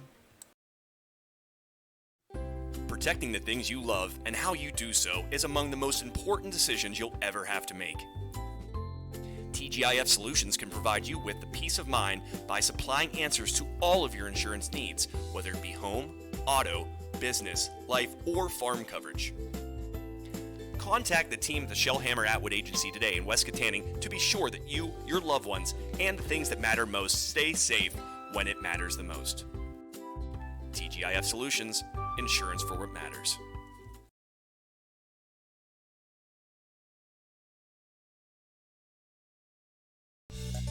Gross Embroidery and Sign Shop is the official clother of High Top Sports Network and is a family-owned company that can handle all your custom embroidery, custom sign, and laser engraving needs. Located at 409 4th Street in downtown Fort City, Gross Embroidery and Sign Shop can create sports and career apparel to the exact specifications of your organization. Their laser engraving department can put your logo or design on glasses, tumblers, insulated cups, signs, coffee cups, and more. Call Gross Embroidery and Sign Shop at 724-763-2461 today. Douglas Insurance Services, located in Sarver next to Freeport High School, is an independent insurance agency, which means they've made available some of their best companies for your online quick quotes. Douglas Insurance Services offers personal insurance coverages to their clients in Pennsylvania, including individual annuities, boat and watercraft, auto, condo, and flood insurance. Call them today at 1-800-722-9990. Douglas Insurance Services, a proud sponsor of Freeport Athletics.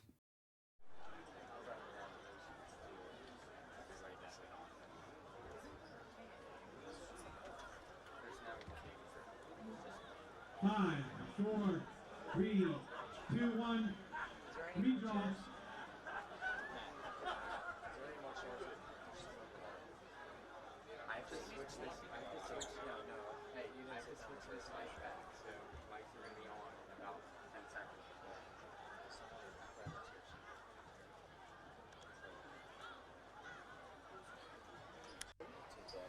Well, if someone likes it a lot, I can just sit there. We have a winner, and for the football team, the winner donated $100 back. Thank you very much.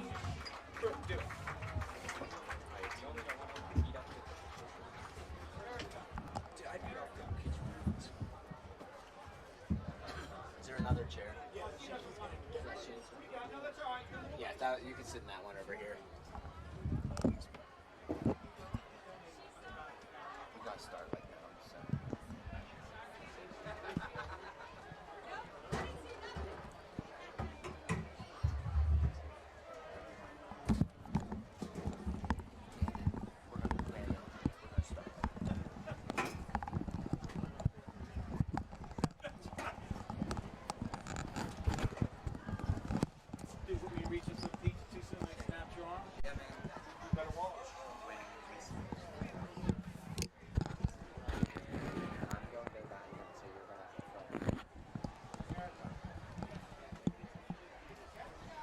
All right, so before we start the second half, we would like to congratulate Mara Marston on winning Homecoming Queen. We'd like to also congratulate everyone else who was mentioned. That was a great accomplishment. And yeah, so before we start the second half, what do you guys have to think? What do you think the Mustangs are going to do to start and get the tempo going? I think they got to keep the same game playing. I think they got to keep the same game plan going throughout the second half. Don't change anything. It was working in the first half. Maybe take off the pressure a little bit. It seems to be that they have a really big lead right now, but keep it going. Yeah, I totally agree. Just keep up the running game. I feel like I say that every time because, I mean, it's just amazing, this entire running game. But, yeah, just keep it up with the amazing play on offense and defense. I think we need to keep the pressure up on keep the pressure on defense because, you know, anything can happen still. And that's going to be Westrick on the return, and he's going to try to find some space. He's past the 30, down right around the 30. So a nice return to start up the half here, as is Mustangs football. Yeah, you might see Santino Saccone in this game, too. I wouldn't be very surprised with a big lead to give him some action. I'm sure he's willing to prove himself here. Yeah, I have a feeling we're going to get more guys involved who are on the bench, you know, get them more, involved more. Not sure if Eric Moore's coming out. Does not appear to have a helmet on. Yeah, it looks like Nelson will be the running back here as Franzi does take the field. Yeah, it looks like we're going to just rest him, I guess, for a little bit. If you guys can't tell, Logan Brooks is there's just no one around, and not even a cornerback that's supposed to be there. It looks to be there's a corner there in the area. But not even on him. No, not on him at all. They're going to throw it to Brooks. He is going to make the catch, make a man miss, and he will get the first down. So a nice first play by the Mustangs to start the half. Yeah, I'm surprised number 4 on the Knoch defense, Devion Whitaker, he played so far back on that play. Yeah, we took advantage of that. Yeah, that was a quick little pass right there that made it all the way for a first down. Yeah, we took advantage of them not even being on Logan there. Yeah, that was a great call. Yeah, and it looks like Odom and Nelson will be in the backfield here. Wouldn't be surprised if they go on the ground here. Because they will have 2 guys on each side. It looks like Odom was in motion, but it will be a false start. Yeah, we've seen a few of those tonight. Maybe, I think they are putting in more younger offensive linemen here. They do have a lot of sophomores and freshmen on the offensive line. So I would expect some miscues. Yeah, you know, as much as you wouldn't like that to happen, like I mentioned earlier, it's going to happen. It's just the nature of the game, just getting everything figured out and everything, you know. You don't have, Colton Lohman and Evan Azera there again, so it's going to be, there's going to be some new faces, so I'm not surprised that something like this was going to happen. Yeah, last year you had very talented offensive linemen, 2 stone walls there on the either side, left and right tackles. That sort of feels like that was the reason for their success last season as well. That whole senior class was just so talented. Yeah, it definitely helped them make the playoffs, absolutely. And they are going to hand it to Nelson on the draw, who might have gotten a couple yards there on the play. Yeah, Darian Nelson, even though he hasn't been in the game very much there, Jake, he's still been an impact player. We saw that screen pass at the end of the first half that he caught out of nowhere. So he's still an impact player that's very young. So being a freshman gives him a lot more He's only got a few games under his belt. Yeah, and it's kind of like someone like Jacoby Meyer for the Patriots. He gets a lot of touches, does really well, just doesn't find the end zone. Not necessarily his fault, just the game plan around him. And it looks like Odom will be in the backfield. High snap from Franzi. He's looking to go deep, and he has Pitts open, and he makes the grab. He's going to be past the 10, and he's going to get down inside the 5-yard line. Another big play by Pitts. And remember earlier he had a throw to Logan Brooks that was just a little late on the big throw. That was a big throw by to Samo Pitts. Yeah, that was a great throw, right on the money. And Pitts would have been in the end zone if he wasn't tripped up there, but that was a great play overall. There is some laundry on the field, but it was a roughing the passer on Knoch. Will not affect the play. That's a huge play right there. Yeah, that was a great throw by Franzi. We haven't seen him test deep much, but he threw a perfect throw to Pitts, and he just had the space to make the catch. The Mustangs are on all phases of the ball just looking way better today on offense. And defense, too. They haven't had a lot of... I think the good thing for the Mustangs is keeping their defense rested, because they've struggled when their defense gets on the field, and turnovers have been the issue. So I think limiting those is the key for the Mustangs. Yeah, right about now, I don't think our defense has to worry that much. Our offense is putting on off a clinic right now. And it looks like Odom will be in the backfield again here. Does appear that way. Not showing any blitz here. They are going to bring. And he is going to give it to Odom, who's going to stay on his feet. I think that's a touchdown. It is a touchdown. Touchdown Mustangs. I thought he was stopped in his tracks. I'm surprised they're not stopping on first contact like they do in the National Football League. This is strange. That looked like he was wrapped up very quickly. And yeah, I thought he was on the ground. Yeah. I thought he was just wrapped up 1 yard or so, but he fought and he got in the end zone. 32-0. Yeah, like an Eric Moore type play there, and he proves why he was leading the team in rushing yards at one point. And it looks like the kick is going to be good, so it will be 33-0 Mustangs. This is something you love to see from the Mustangs. They're showing all the teams that that are coming up on their schedule that they're going to be for real. Yeah, and the Mustangs are really proving that they're way better than their record shows. They're just one game ahead of the conference to Knoch here, and they're showing up like they're the best team in the WPIAL, like one of the best team in the WPIAL. So it's really nice to see here the Mustangs keep going, and hopefully they have as much momentum as they do now to hopefully make the playoffs. Yeah, they might not even need Eric Moore the rest of this game, to be honest. He's already done it. I don't think they even need to bring him in at this point in the game with 33-0 lead. You might end up seeing the backups come in here late in this fourth quarter. Yeah, and if you seen Eric Moore, he doesn't have a helmet on. Usually everyone who's going to get in has a helmet, so I wouldn't be surprised, like you said, if they kept him out this whole half, and rightfully so. He already had an amazing game. You don't want him to get hurt because, Mustangs are pushing for a playoff, so you want him to be as healthy as he can to that point. Yeah, he already had an insane game for one game with 200-plus rushing yards, which is something you rarely see in football anyways, and he did it in one half. And I think that touchdown was really demoralizing for the whole Knoch team because they were probably, they were hoping that they'd come out here, slow Plum down, and, that just didn't happen. Yeah, it definitely doesn't look like it's going Knoch's way this entire game. It looks like they're fighting, but they're not getting anything done. That was Jake Murphy on the return there, number 87. He's a tight end, so I believe that wasn't the first return we saw from him. At this point for Knoch, I think there's nothing to lose to throw the ball. I think they have to throw the ball consistently. Mm-hmm. Yeah, I agree. And it looks like they have one man as a safety for the Mustangs. Looks to be Franzi back there all alone. Looks to be they're going to be playing single high safety for the rest of this game. Doesn't look like they're going to put too many people back. And he is going to keep himself looking to throw, but he has some pressure. And he is going to get past the defensive lineman there, and it looks like number 14, Mullen, is going to get the first down. Yeah, that's a shifty move by him. He looks to be a promising quarterback. He hasn't produced very well with throwing the ball, but he does look to be very shifty with his legs. Yeah, he's that kind of dual threat quarterback. You never know what you're going to get whenever he snaps the ball.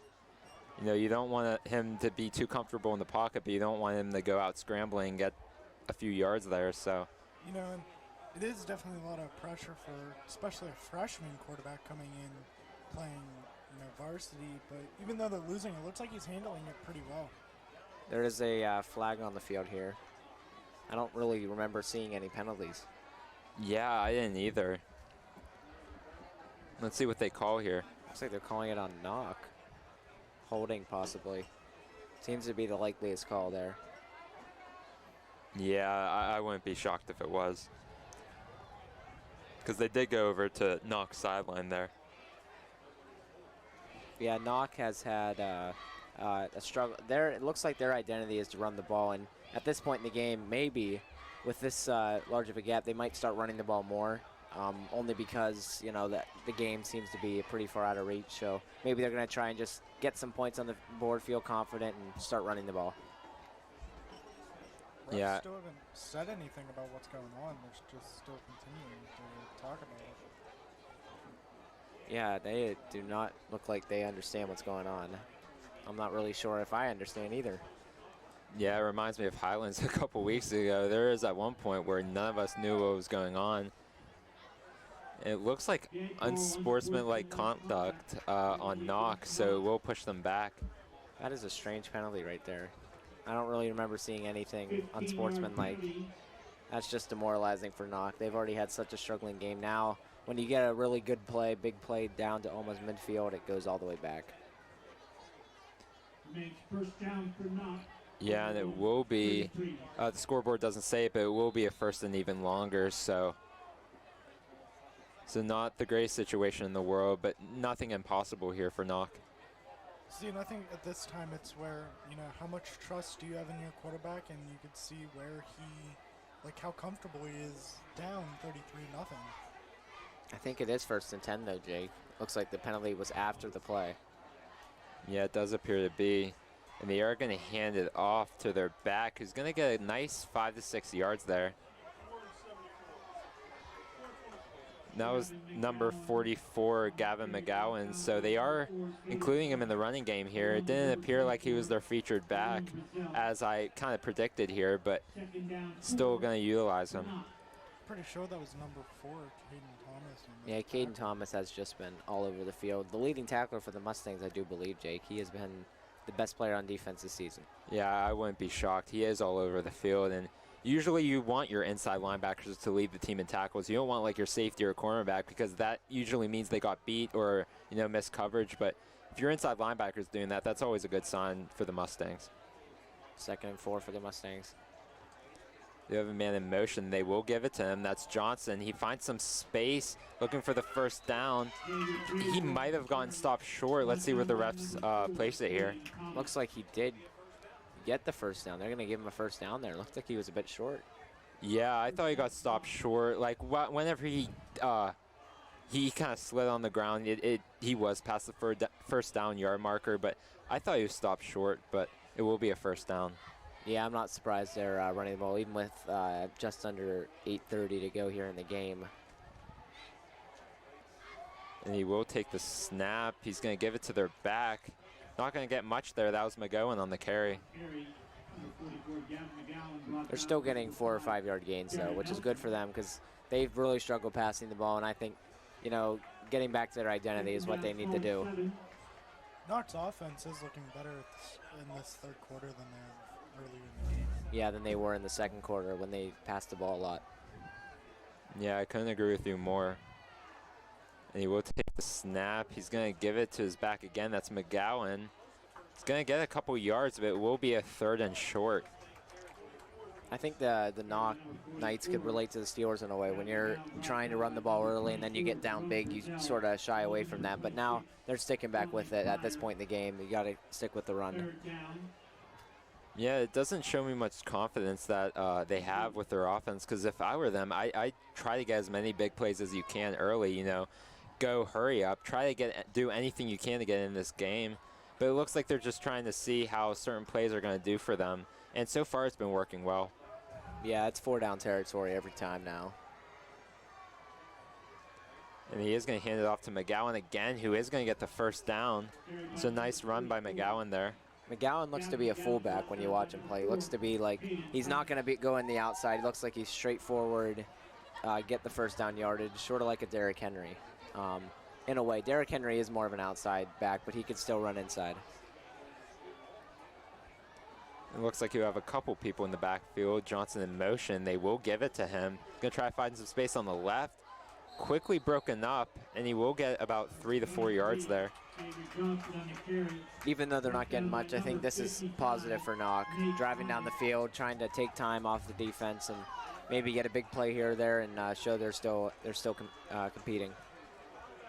Yeah, they have been running the clock. There's only 6.5 minutes to go in the third quarter. You know, that's pretty shocking because this is their first drive of the game, and Mustangs got to that quick touchdown, so they have been running the clock a lot. Yeah, similar to Hampton last week, running the ball on every play. They're going to give it to McGowan again, who's not going to go anywhere there, so nice adjustment by the Mustangs defense. Now we have the Plum drum line entertaining the crowd here, the student section, as they do every Friday night. And that was Jack Majors on the stop, and it's nice to see him back on the field. He was having some concussion trouble. Wasn't sure if he was going to play today, but nice to see him back on the field. Yeah, Jack Majors has been huge. That defensive line has been huge in this game. They have not allowed Knoch to get comfortable. Looks like McGowan is back in the backfield. Wouldn't be surprised if they go with him here. And they will. He does find a hole for a first down and more. Oh. 44, McGowan on the carry. And that was number 24, Jerome Brazel there on the stop. Yeah, that was a great tackle by Brazel there. He has been very good. Yeah, he's another guy that's been all over on the defensive side. And again, it's really nice to see. You know, we haven't seen him on offense. You know, it's nice to see these true defensive players make some big plays. And he is going to keep it himself. That's Mullins. He's only going to get a couple yards, though. Yeah, I wonder if they have any more quarterbacks on their depth chart that could throw it farther. I'm not sure if they have any more on their depth chart that they might use, but I mean, anything they could do right now, they probably should use. Yeah, and that was Darian Slaughter on the stop there, so it will be 2nd and 8. A lot of new faces here for the Mustangs making plays. Number 24, Brazel, and Slaughter getting his name called a few times tonight. They're going to fake the handoff to McGowan. He is looking deep, and that is going to be a pick by Logan Brooks. He's looking to return it here past the 15, and he will get stopped right around the 20.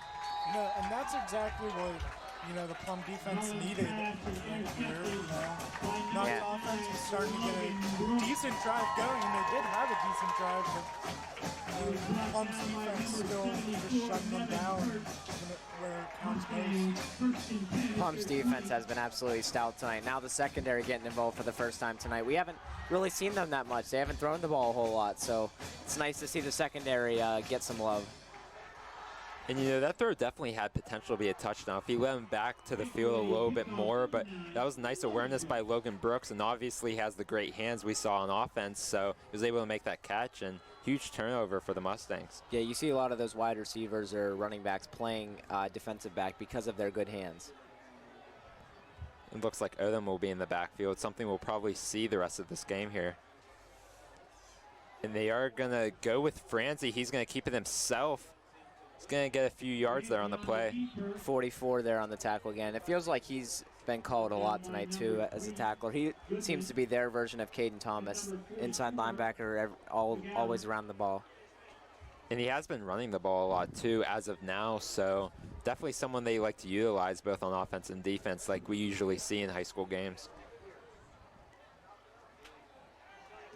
Yeah. I know you can go. Yeah, I wouldn't be surprised if we see Sean Franzi here, Jake, throw some deep passes. Yeah, and Byers in the backfield. I wouldn't be shocked if they do that here. In the yard, it's going to be a play action. They're going to give it to Westrick, who's going to try to find some space, and he gets the first down. It's down right around the 40-yard line. Nice play by Westrick there. As strange as that may seem, that is the first time we've called David Westrick's name tonight. That shows how many weapons this Mustangs offense has. Yeah, I was just going to mention how many weapons this Plum offense has, and just how they just can dominate a whole game like they are today. Yeah, they have so many weapons at wide receiver, especially with Pitts, Brooks, and Westrick. Even though they're all seniors, they're all very good. And don't forget about Lamia, too. He was getting some offensive snaps there. And they have Thomas in motion. It looks like they are going to give it to Byer. It looks like he's going to be stopped at his tracks, so it will be a 2nd and long. Yeah, that is surprising that they gave it to Don Byer there. He doesn't seem to be a good running back. He seems to be more of a pass blocker. I think he's one of their captains on defense. So yeah, it's pretty incredible to say that too, as he's a captain, because he is a sophomore. So a lot of these younger guys are getting the recognition they deserve, and it's going to really help them whenever they're seniors, because I believe they could be one of the best teams in their conference in a couple years, even though they are very talented now. But a lot of these young guys are going to get going here. It will be a high snap by Franzi. He is going to throw it deep. He has Westrick, and it's just going to miss him there. That was a great throw by Sean Franzi. I don't know how he got that off. High snap, bobbled the ball, but that ball almost got caught by David Westrick. Just a few steps. And you were talking about these young players becoming better and them being one of the top teams in their senior year. It is an incredible change from middle school football to high school football. Yeah, I agree, and I think Sean Franzi has really been adjusting well. You see his arm strength right now, I believe, has been better than it has been all season. Not a knock on his arm strength ever was, but right now he's making some throws, he might not have been able to make earlier on in the year. So it's really nice to see him improve, and I think he could be a star at the quarterback position in the next couple years. I totally agree. Yeah, I think for the next couple years, you're going to see some good Mustang football with a lot of Eric Moore returning for his senior year next year. There's going to be a lot of good Mustang football. And the freshman class, too. They have some really good players. Nelson, Odom, Slaughter. They have a lot of great raw athletes. Division I caliber on that defense. And this is Plum's first time out of the second half. Yeah, Plum has dominated this game so far with only just under 2:30 left in the third quarter. Yeah, and going back at how you said Eric Moore will be here next year as well, not something we have to worry about. It's not college where, oh, he's a junior, he might declare for the draft. You're a high schooler, you're here to stay unless you decide to opt out for some reason. But yeah, even if you enroll early, you still should be able to play the high school season. So it's really nice to have that security at those positions where they're going to be seniors next year. Yeah, the offensive linemen have been really good, too. We haven't really mentioned them that much, but that offensive line, wow, lots of them are sophomores, very, very heavy doses of sophomores. They have been really good on that offensive line. And Franz is going to look to throw here. He is going to go deep for Brooks, who makes the catch, and it looks like he is going to get into the end zone. Long touchdown by Logan Brooks. Now we're getting Logan Brooks involved. Oh, no. Yeah, he had that one huge pick there to get us into this offensive possession. Now he gets that long touchdown. I mean, this is unbelievable. It's 39-0. This was supposed to be, a very even game going into this game. After seeing Eric Moore dominate the first half, seems Logan Brooks has taken that role in the second half. Big touchdown catch there, 60-yard plus touchdown reception, and the interception to set it up. Especially the corners are lining up off of them. And it looks like they're not really challenged by them, but they are saying, hey, we're still a threat even though our running game's doing really well. Yeah, I agree. As that kick was no good, it was blocked, so it will stay 39-0 Mustangs. Even though the kicking game hasn't been great today, I think there's not anything you could really complain about with this Mustang team. Their defense has given up 0 points so far through almost 3 quarters, and their offense almost 40 points through 3 quarters. That's something we haven't even seen in the games where they've scored a lot of points. Yeah, I just got back from filming that touchdown, and I think our offense isn't going to hold up. They're just going to keep pushing and keep scoring. I mean, it's just crazy. They're not going to let off at all. Yeah, even with their top offensive player, Eric Moore, out the entire second half, they have still managed to score 2 touchdowns already this quarter. I don't even think he's out. I just think we're sitting him for right now just to not risk injury. Yeah, again, I just can't speak enough about how well Franzi has developed. I mean, the throws he's been making are right on the money, it's just been unbelievable. The ones with Samo Pitts and obviously that one with Brooks. It's just been awesome. It kind of reminds me of kind of how Pickett has been now, just dialing up to receivers. Yeah, that might be. Is that 3 touchdown passes for him today? That's a lot. Talking about quarterbacks, looks like Santino is warming up on the sidelines. Maybe like put him in there to finish the game off. Yeah, it looks to be they're going to do that here. With this game's blown over, I think they're going to put in Santino. And what is mercy rule? Like, how many points do you need to score for it to be mercy rule? I don't think we're close to that yet. No? But I think we are because the clock is running right now. So I believe it's a 5-touchdown lead or 30 points. I don't remember for sure. But whenever it is that point, the clock is running no matter what, unless there is, I believe, an injury. Yeah, we might have a running clock the rest of this game. I don't think the game will still go on, but I don't think we'll have a running clock the entire game. And here, Knoch lines up for offense here. Knox just got to keep running the ball here. I know they've struggled, but they just have to keep pushing it. They're going to give it to their back here. That was McGowan on the carry. Yeah, as you said there, Justino, I don't think their quarterback trusts himself to throw the ball that much, and I think they're just going to keep pushing the running game. Yeah, I am surprised they haven't decided to switch quarterbacks, at least to try it out a little. I'm not sure how many they have on their depth chart, but it seems to be that they have struggled throwing the ball, but their run game, even though it struggled, it has put up some solid numbers. I think they have over 100 rushing yards potentially. Yeah, I would not be shocked if they do. That's been their offense here. It looks like they're lining up as if they're going to run again.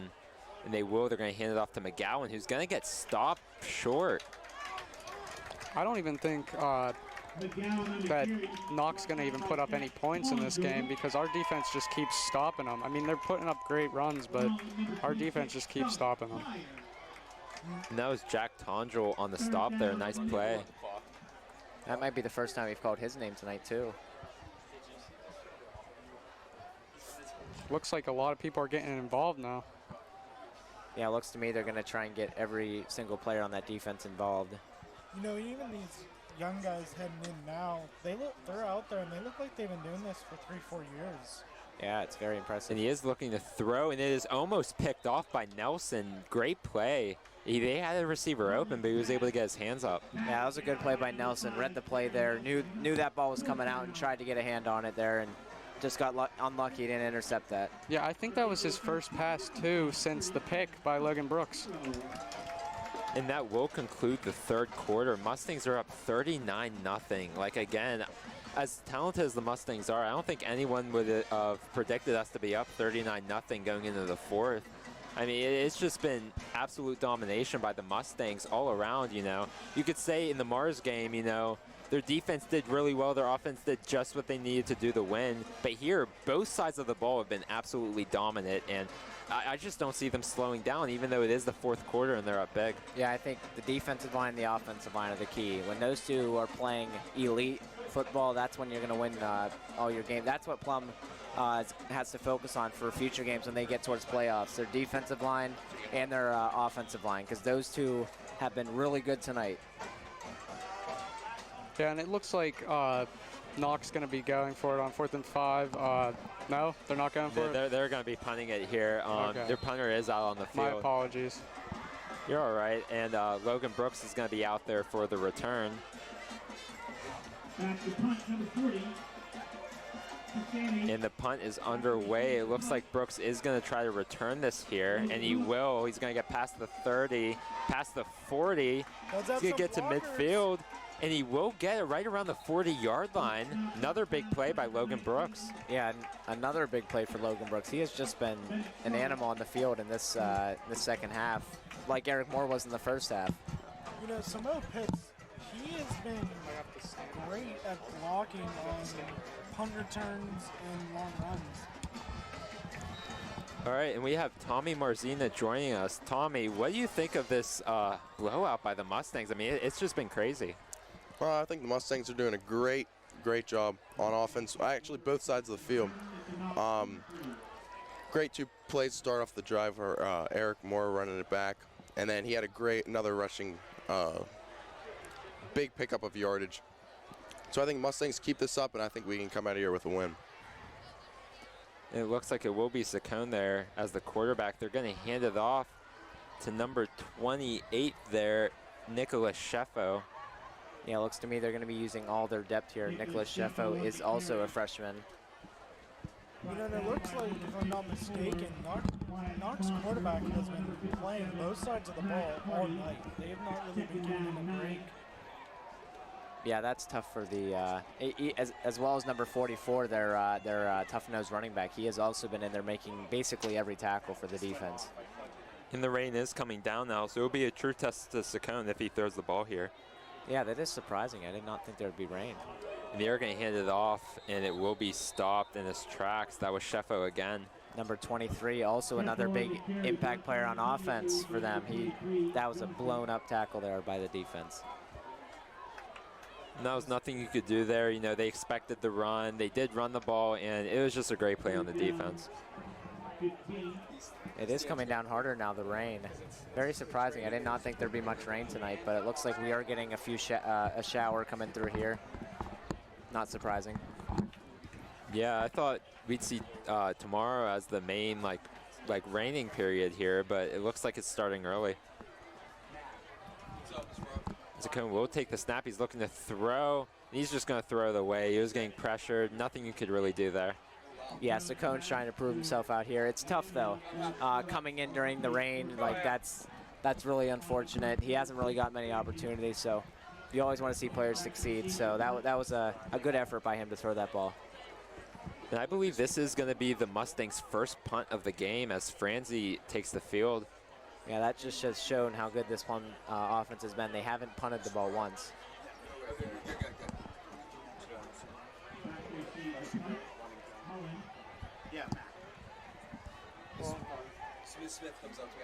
And Franzi is going to punt it here. Nice looking punt. Let's see if they pin him deep here. They're going to let it roll, see if they can get it back. And I believe Pitts kept it on the 1 yard line. That was a tremendous play by Samo Pitts there. He noticed that right away. You see those plays in the NFL all the time. The ball goes down the one, they teach you to grab it and throw it back. That way you can keep the ball in bounds. You've seen that with the Patriots, Bill Belichick, and you see it now with Samo Pitts. You know, Sean Franzi, he is a really good quarterback, but he's also a great punter. Yeah, you know, that was a perfect punt. You know, they got a decent roll there where Pitts was able to get it in stride and was able to keep it at the 1 yard line. But yeah, you know, I feel like more recently his punts have been like better and better each time. So really nice to see. That's an important part of the game. Yeah, this has to be demoralizing though for the Knoch fans and the Knoch football team. Looks like they're going to try to go for a safety. And he is going to escape there. He's going to get a couple yards. I did think it was a safety. They had everyone there at the backfield, but the Knoch running back escaped right there. That was a great escape. Another tackle by Samo Pitts. Yeah, another player all over on defense. And offense. He has had two-way players. That seems to me a lot of the star offensive players, except for on the line, have been playing really good on defense and offense. Yeah, you know, again, like we've probably mentioned a few broadcasts, but just keep your most talented players on the field. That's what the Mustangs are doing, and it obviously has been working to perfection. They are going to hand it off here, but he isn't going to get much. So it will be a third down. Third and short here for the Knoch Knights.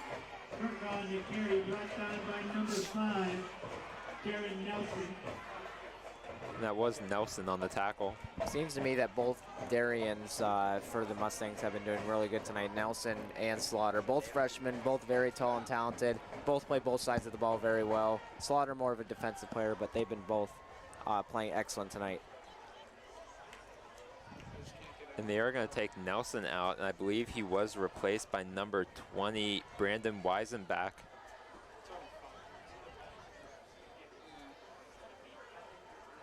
Looks like they're going to keep a similar formation, 3rd and 1. They are going to hand it off. And I believe he did get the first down, but I can't really tell. Yeah, that was a tackle by number 20 there. Brandon Weisenbach just came in the game.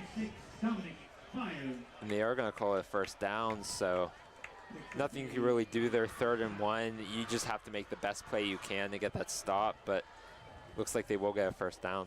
Well, there is a rolling clock now for the game, since it is a 39-0 game.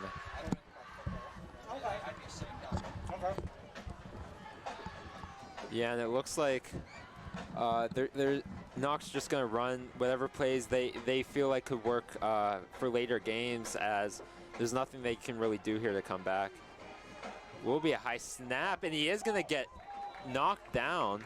You know, I feel like Knoch is in the same position where we were last week against Highland, where, you know, at this point, just try anything, those 50-50 plays, you know, to try to get some momentum, some yardage back. Yeah, I think one of the main reasons they beat Highlands, or what was it, Mars last week, was because of the run blocking on defense. Because their defense, while they've given up 39 points, they haven't been the weakest link. I think the offense has struggled a bit more than that defense. We have Landon Dunnick joining us. Landon, what do you think you're going to see from the Mustangs here? Obviously, they're up big. What do you think they'll do when they get on offense again? Well, I mean, there's key players that have stepped back into the game tonight. Like, we have Logan Brooks back from off his injury that put him out last week, and we have Nick Lamia, who was out since the start of the season, and they're both in right now. And Eric had an amazing first half, so if they seem to be playing amazing tonight. So yeah, that's all that we could have hoped for tonight, especially on homecoming. Yeah, as the clock winds down, there's around 4 minutes and 15 seconds left in the game. Looks like number 84, Zach Naperkowski, is coming in on defense.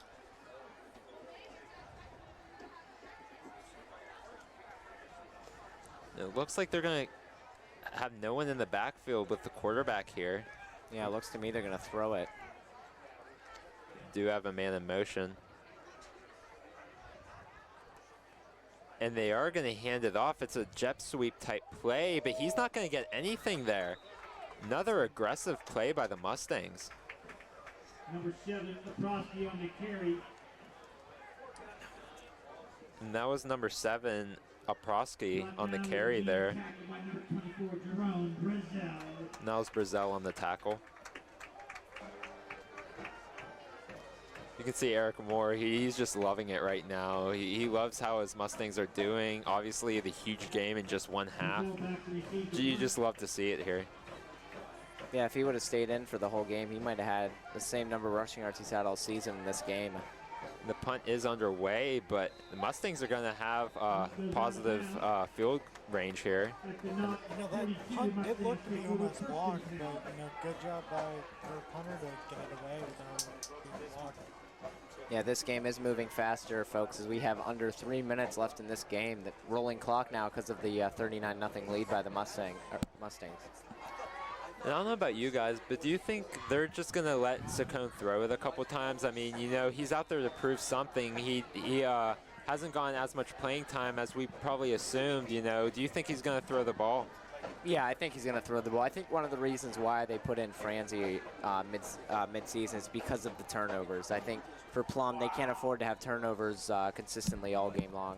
And also at this point, there's really nothing to lose. Like, if you throw a couple interceptions, like, does it really matter?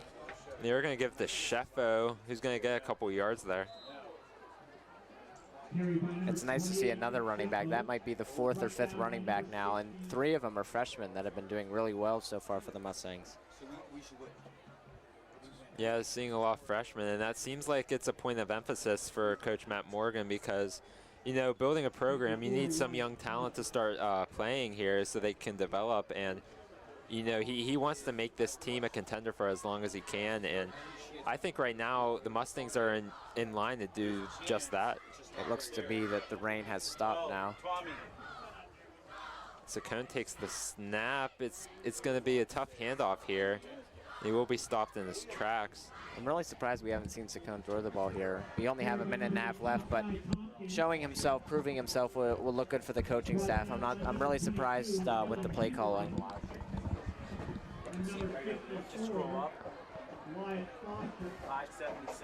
And so there's just going to be a little over a minute left until the 4th quarter ends here. Looks like Sheffo is back as the running back. Wouldn't be surprised if we see Santino Saccone let it loose here. 3rd and 10. It's a throwing down. You know, like we said before, today was just a great performance by the Plum Mustangs. And he is going to keep it himself, try to get the first. Gets around 8 yards there on the play. Looks to be close. I'm not sure if the Mustangs are looking for field goal range or if they're just going to wind this clock down here. Less than 40 seconds left in the game. Yeah, I wouldn't be shocked if they go for it here. It doesn't look like they're going to kick it. I don't see Bueno out there. So they're probably just going to keep it. I guess just do whatever they can to make sure the clock hits 0. Yeah, I'm not sure if they don't look like they have a play clock right now or a game clock. That might be the last play of the game there, Jake. Yeah, let's see what the refs decide like here. Yeah, that does appear to be the last play of the game. So this was a really great Mustang victory. Great Mustang victory. Yeah, you know, I feel like this is the real first game where we saw the Mustangs click 100% on offense and defense. You know, obviously both did well on specific games, not all combined, but I think right now they put everything on focus here, and they were able to come away with an amazing 39-0 win over a tough conference game.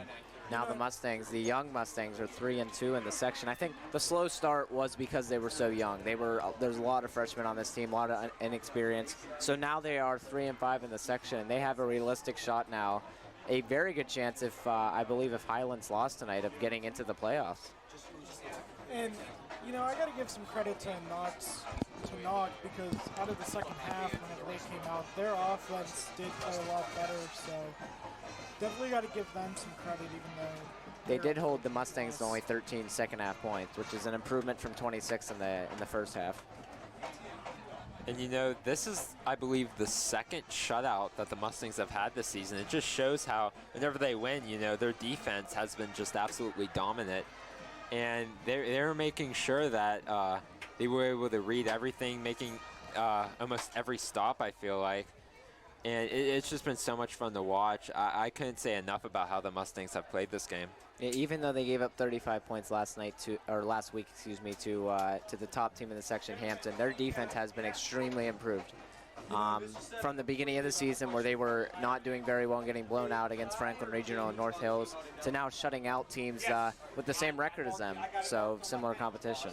You know, an update on that Highlands game, the score was 34-7 Highlands over Armstrong, so that is tough right there. I believe Highlands, if they would have lost, would have guaranteed us a spot in the playoffs. So we do play Armstrong next week, so if Highlands is doing this well against Armstrong, this must mean something good is coming for us next week on the road. Yeah, you know, Armstrong is a tough team. You know, Highlands, I think is pretty good too, but I'm shocked that it's that margin of victory here. Yeah, it's sort of like the margin of victory here, only a little bit smaller. All right, but I think that concludes the game. Do you guys have anything else you want to mention before we go off air? Yes. I'm back on. I'm all excited. Hey, first of all, good job with the broadcast, guys. What a huge victory by the Mustangs. I was just looking at some out-of-town scores, and some shocked me. Highlands is up by 2 or 3 scores against Armstrong, against the Riverhawks, and that's who we play next week. So, and Indiana's getting beat pretty badly by Hampton and Greensburg-Salem, who we played the last game of the season here at home. They are ahead of Mars by only 7 points. So, I mean, hate to look into the future, but the Mustangs travel to Armstrong next week. They're struggling. So, you know, and then the following week home to Greensburg-Salem, and they're struggling. So, you know, there's a good chance Plum wins out. They finish second in the section, which means they would host a playoff game that first weekend of November. So that's all super well and good. You know, and Plum took care of business tonight. Eric Moore had an incredible night. Glad to see that, you know, he wasn't severely hurt. So the Mustangs now potentially getting Jordan Edwards Major back next week can start to solidify that line. And, you know, if Plum gets a home game in the playoffs, being obviously the top 3 teams get a bye, the division winners, and TJ will probably be the 4 seed. You know, Plum could be a 5 or a 6 seed, and get a very beatable opponent in the first round before they would have to hit in the quarterfinals a potential heavyweight, you know, whether it's a Bell Vernon or an Aliquippa. So really good job by the Mustangs. They took care of business tonight, and super excited now as Matt Diss is panning to the right, excuse me. We will have, because of the homecoming festivities, and congratulations to Mara Marston, the Mustangs now, the band will play here, and we'll stick with the band as we start wrapping up our headsets, and we will leave you tonight with the Plum High Band with, once again, the final score, the Plum Mustangs 39 and the Knoch Knights 0. I hope everyone has a good weekend, and good night, everybody.